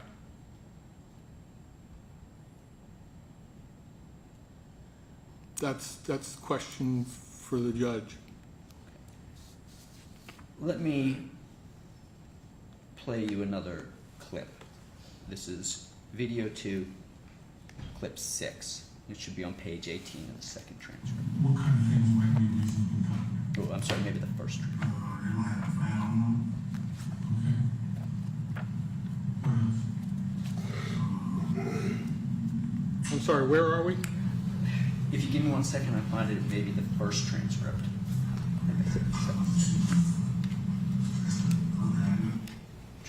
Try page 18.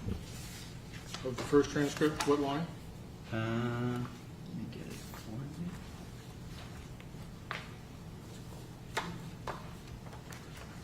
you. And the part I'm dealing with here, I'll find it.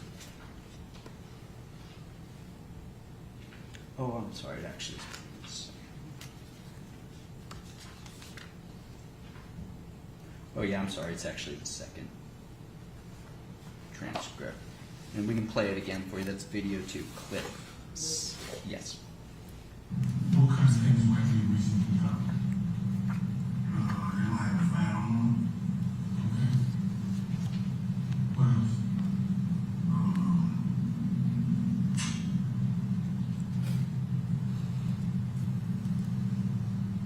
They got clothes and shoes. That's the only thing I know, just a file on them. Okay. And what doubt does that create if they don't have a file?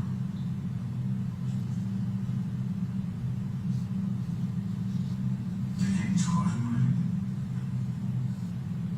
Can't charge you with first degree. Well, it ain't a file, but it's camera. So in that clip, you're talking with him about the proof against him. Mm-hmm. And he mentions the gun. Mm-hmm. And then he tells you that because there is no gun, they can't charge him with first-degree murder. That's what he said, correct? That's what he's thinking at that point. And we know from your testimony, the test you gave, that Mr. Taylor is putting forth good effort here. Mm-hmm. He's trying. Right. I'm going to show you a clip from exactly after that. It's the same page 18, picks up right where the last one sort of lets up. This should be clip 7, video 2. Where did you get the idea that they have to have the firearm to charge you with first degree? No, I was just on the law library, and I was just reading like certain people cases on the law library on our tablet. So you were in the law library and you were reading some cases? Yes, sir. And remember any of those cases, the names? Like, I just put like cases like certain, like something towards my case, like first degree murder. Okay. And I was just reading. And what did you learn from what you read? Like I read, you might give like 1 to 6 years, 1 to 10, or like it if it charged me, like, you know, like 1 to 6 years, 10 with evidence, it's a felony. I think it's a class C or a class B felony for 10. Did anybody help you read this stuff? Or you read it? But my dad said he would give me look it up on my tablet, and then he would read it to me because he had tell me what evidence when he went to the thing.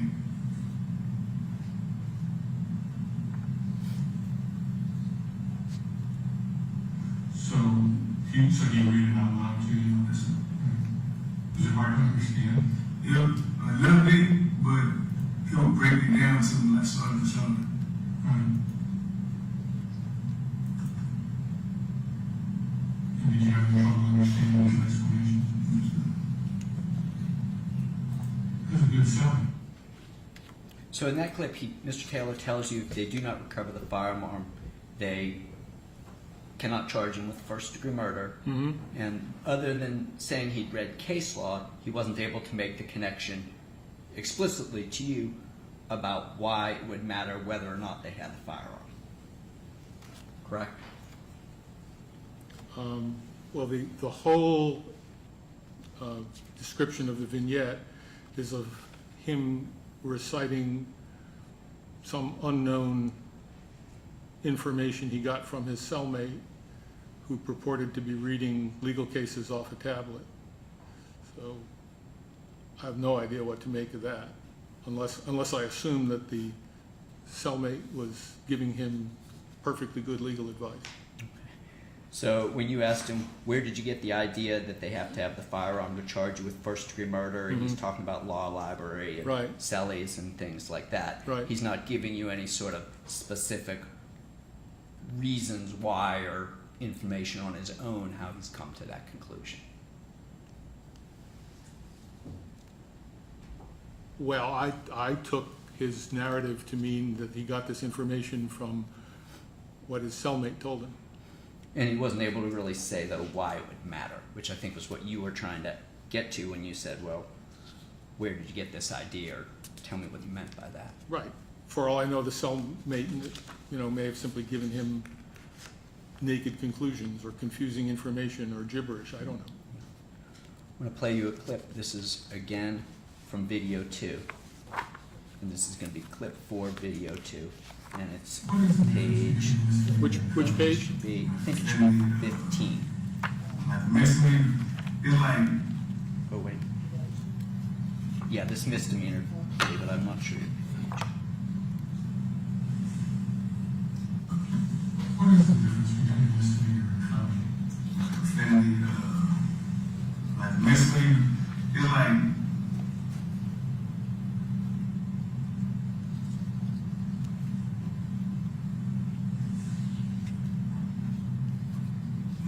you stealing some less, like you stealing like a bubble gum or something like that. Mm-hmm. That would put you in the papers. That was really misdemeanor. What's a felony? Felony, like, you know you're not supposed to have a weapon in your felony. Okay. And what's the punishment for a felony? Either prison time or jail time, basically.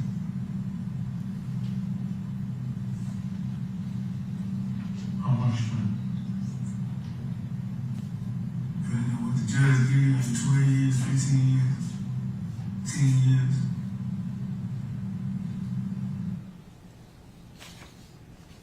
So you give him there, and that should be, I may have these pages, I may have told you the wrong page, but that is going to be 2,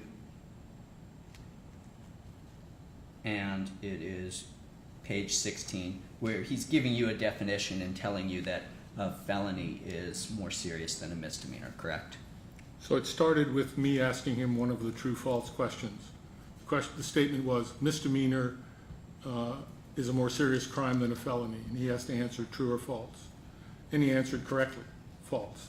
And then I followed up with additional questions to tap the depth of his understanding of why that might be false.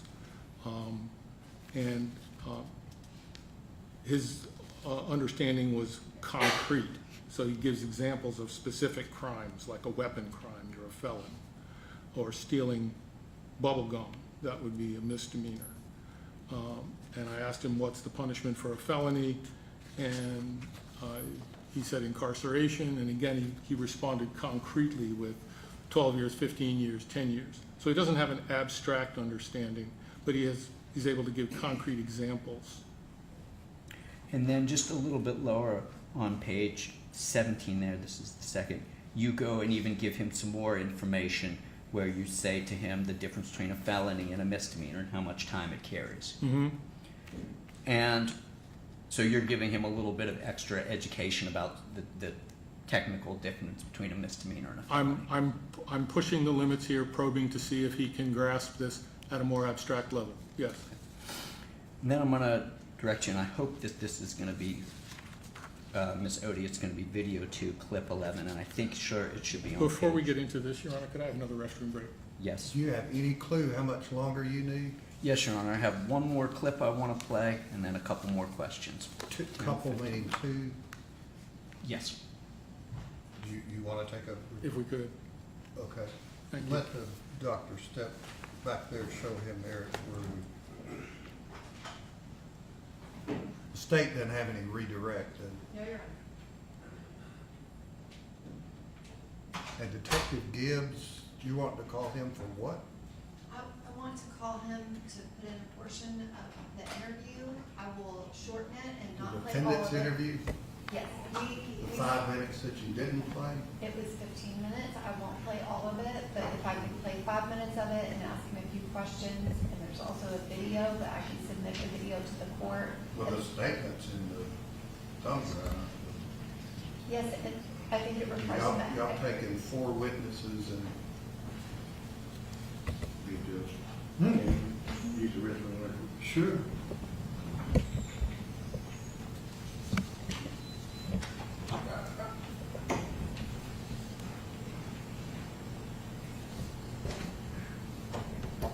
You plan on recalling Dr. Wood? I think at this point I will not recall Dr. Okay.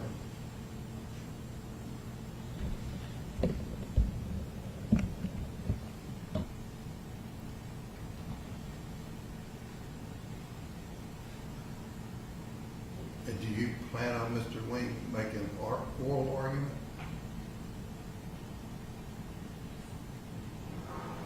I think Ms. Odie may have a brief argument. What's brief? Brief, maybe 1 or 2 minutes. Oh, good. I mean, I'm not that long-winded, I hope.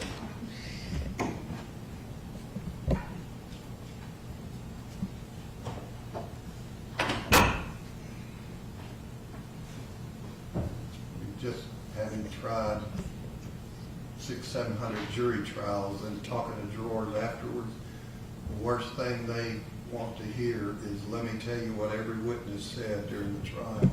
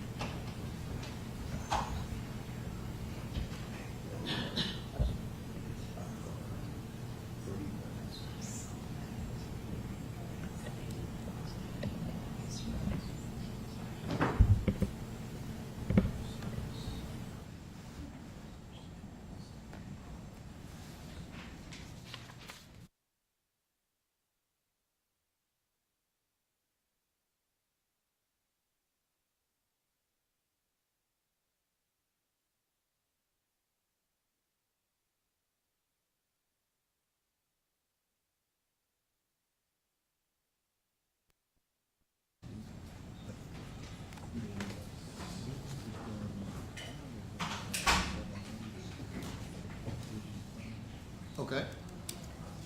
This is going to be video 2, clip 11, Ms. Odie, and it's on page 28 of the second transcript. A felony is a more serious crime than a misdemeanor.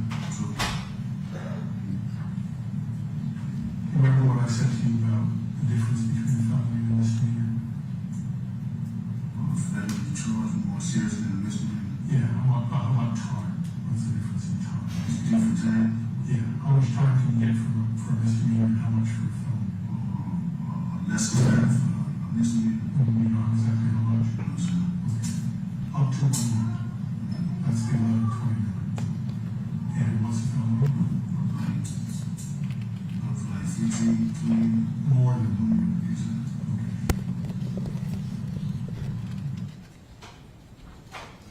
So from that clip later on in your same interview with him, he is not able to recall or to give you back that definition that you had given him earlier about felony misdemeanor. Correct? So what I took from this was, in the moment when I gave him the information, he could understand it. He did not retain it. To me, that speaks to potential for accommodations, which would be for somebody with this kind of disability, they have assistance so that they are given information in close proximity to when they need it. He doesn't need to know about the difference between a felony and a misdemeanor all the time. He needs to know about it when it matters, if it matters. So that would be an example of, this would be pointing to potentially the kind of thing that could be addressed with an accommodation. Unless the court were to decide that he has to know at all times what the difference between a misdemeanor and a felony is. But my point is, from throughout one point of the interview, he didn't retain that basic information. Correct, after I gave it to him once. I'm going to direct your attention now to page 15. This is, again, the second transcript.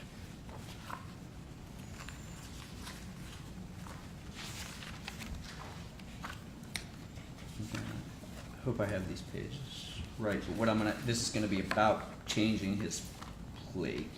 And this should be clip 4, video 2. My pages are sometimes a little off. Once the defendant pleads not guilty, he can never change his plea to guilty. So,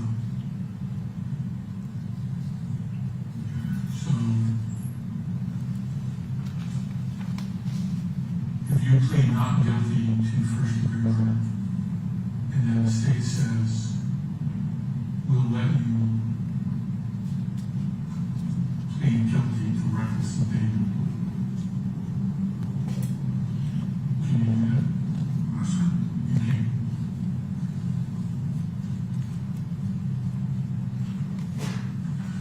Why do you think that you can't change your plea? The changes, like the story. And why can't you do that?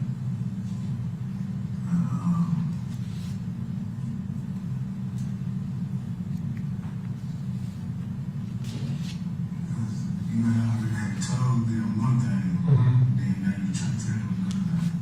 And so why does that matter?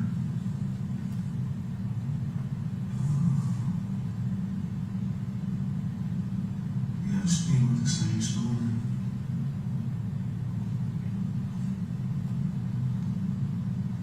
What happens if you don't?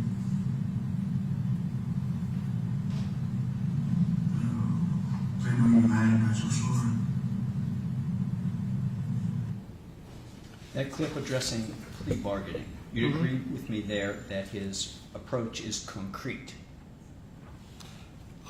He is placing a higher value on being consistent and appearing to be truthful. That's his primary consideration here. That if you change your story, you might appear to be lying. Right. That's a pretty concrete approach. Agree? No, I'm not sure I know what you mean by concrete there. Well, it's just sort of it's a misunderstanding of what you're trying to address, in that you can change your plea, enter a plea, rather than you have to stick with the same story the whole time.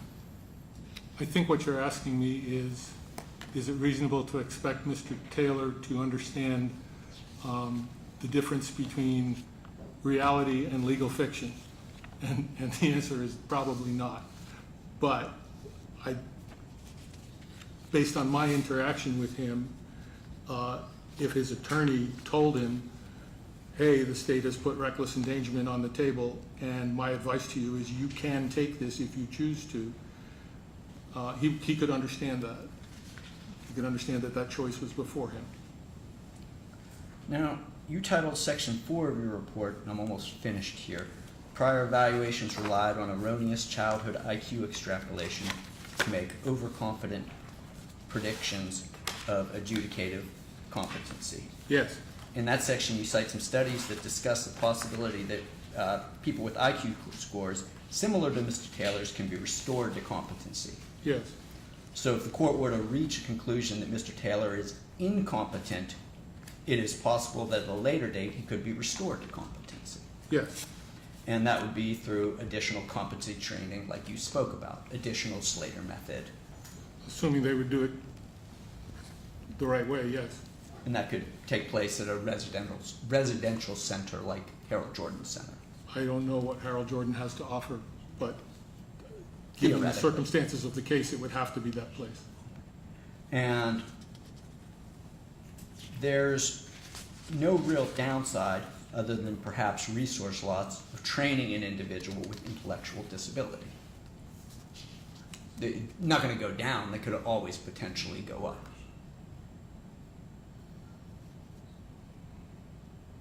Depends. Well, in this case, it probably wouldn't matter. What I was thinking is that institutionalization itself has negative effects on somebody, but he's either going to be in the Harold Jordan Center or he's going to be in a jail, so I don't think that matters. And just in terms of the knowledge he'd get, there'd be nothing problematic about that. He wouldn't fluctuate in and out like if a person took medication or didn't.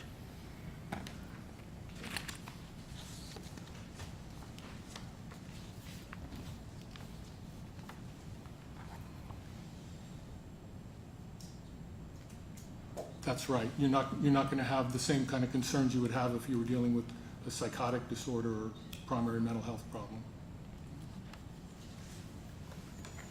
And you'd agree that any of the sort of accommodations that we could use, if he was found to be incompetent and then restored to competency, we could apply those as well. You could use those at any time. Yes. If I could have one moment.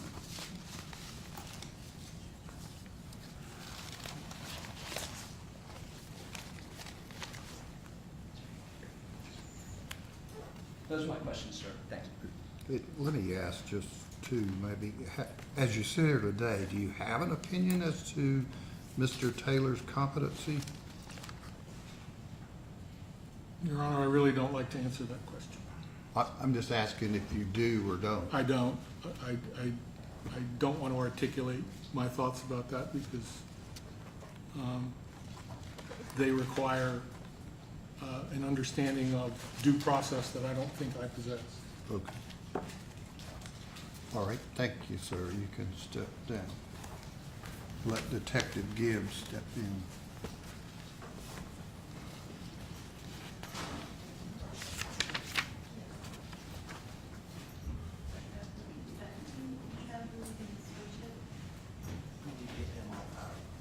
Switch it to the state. Yes, you got to switch the cords. Switch the cords. We can't just switch it back to the state side?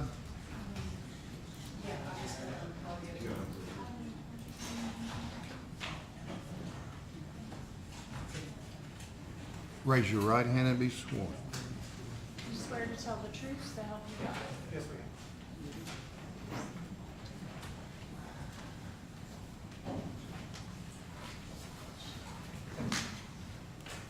Why are we having to do that?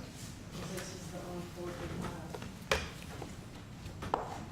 Technical difficulties from earlier, Your Honor. Detective Gibbs, could you please state your full name for the record?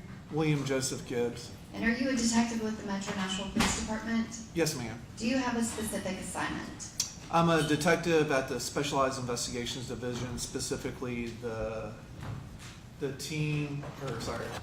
investigative team addressing neighborhood shootings. And do you have a particular, knowledge base about gangs in the Nashville community? Yes, ma'am. We deal with all gun violence, specifically homicides, non-lethal shootings, gang shootings, and narcotic shootings. And were you familiar with Shaquille Taylor in November of 2023? Yes, ma'am. And can you describe, were you very familiar with him? Yes, ma'am. So on that day in particular, I was shown a photograph from MDHA footage. I was able to identify that it was Shaquille Taylor. I knew him from previous investigations into shootings, specifically one that occurred in June 2021 in the JCUC, which is the JC Napier University Court area. And from that time onward, I began an investigation specifically into a hybrid gang called Silent Steppas that he was a member of. And that first shooting, was that sometime around July of 2023? That is a different shooting. The one I'm referencing was June 2021. And so June 2021, after that point, you became familiar with him, and were you aware of his involvement in several different shootings? Yes, ma'am. So he was present at the June 2021 shooting, which led to a retaliatory shooting at his mother's house at 5:15. Yeah, I'm just not sure of the relevance of this. Carrie heard on the relevancy objection. Yes, Your Honor, it's relevant to the motive of the shooting that occurred on the date of November 7th, 2023, that ultimately ended the life of Jillian Ludwig. And the motive, The motive is gang rivalry. that plays into competency. It's adaptive behavior, Your Honor, but also the conversation between Detective Gibbs and Shaquille Taylor in this interview is very indicative of his ability to communicate and to understand, and that is relevant to competency. All right, I'll overrule the objection. Thank you, Your Honor. Detective Gibbs. Let me ask you a question. Do you know who was in the car that got shot at? I can't say with certainty, Your Honor. Well, he gave. Did he give a name? So Was that a lie or the truth? to answer your question, Your Josh Honor, was the passenger. I think he said Norman, but I could be wrong about that. My cousin. so it is believed that Joshua Bird was a passenger in the vehicle. He's been interviewed several times and he's been uncooperative. Okay, well, that's who Mr. Taylor said it Yes, sir. was. Okay. And Judge, just for the record, I have not provided Detective Gibbs with Dr. Schott's interview of Mr. Taylor. Oh, So, maybe that adds to your yes. information. And so particularly Silent Steppa, you Yes, said ma'am. that was a hybrid gang. Yes, ma'am. And is Mr. Taylor a member of that gang? Yes, ma'am. And are there other members of his family that are also a member of that gang? Virtually every member, ma'am. And the conversation that you have with Mr. Taylor on November 7th, are you speaking to him about the Silent Steppa gang that's also known as Double S? Yes, ma'am. And then several other gangs, is that correct? Yes, ma'am. And Your Honor, at this time, I'm going to ask to play at least a portion of this interview. Okay. Thank you. Want to talk too much? Is that how you, yeah. I'm super familiar with you and your family. Unfortunately, I've had to arrest Kayla before, Trell before. And some of my partners have arrested you, and like Jamie and Randy and stuff. I just hopped out. Name's like people say, Okay. I think they called you guys down from upstairs or something at your mom's for that, or how did that go? I don't even remember. It was a long time ago. It was like 2 years ago or something. nah, they come meet walking out of my mom's house. They didn't Okay. really remember. Okay. So I just want to ask you a couple of questions really quick, okay? It would honestly help me a lot to help your family a lot. Okay? I know you guys try to settle things on your own a lot. That's obviously not working, right? But this beef between you guys and Heartless and Oh, no, didn't really know that. that's the BB folks. That's the Blunt Vista folks. And I guess it was out in case here you guys beefing with 2G right now, or I didn't even know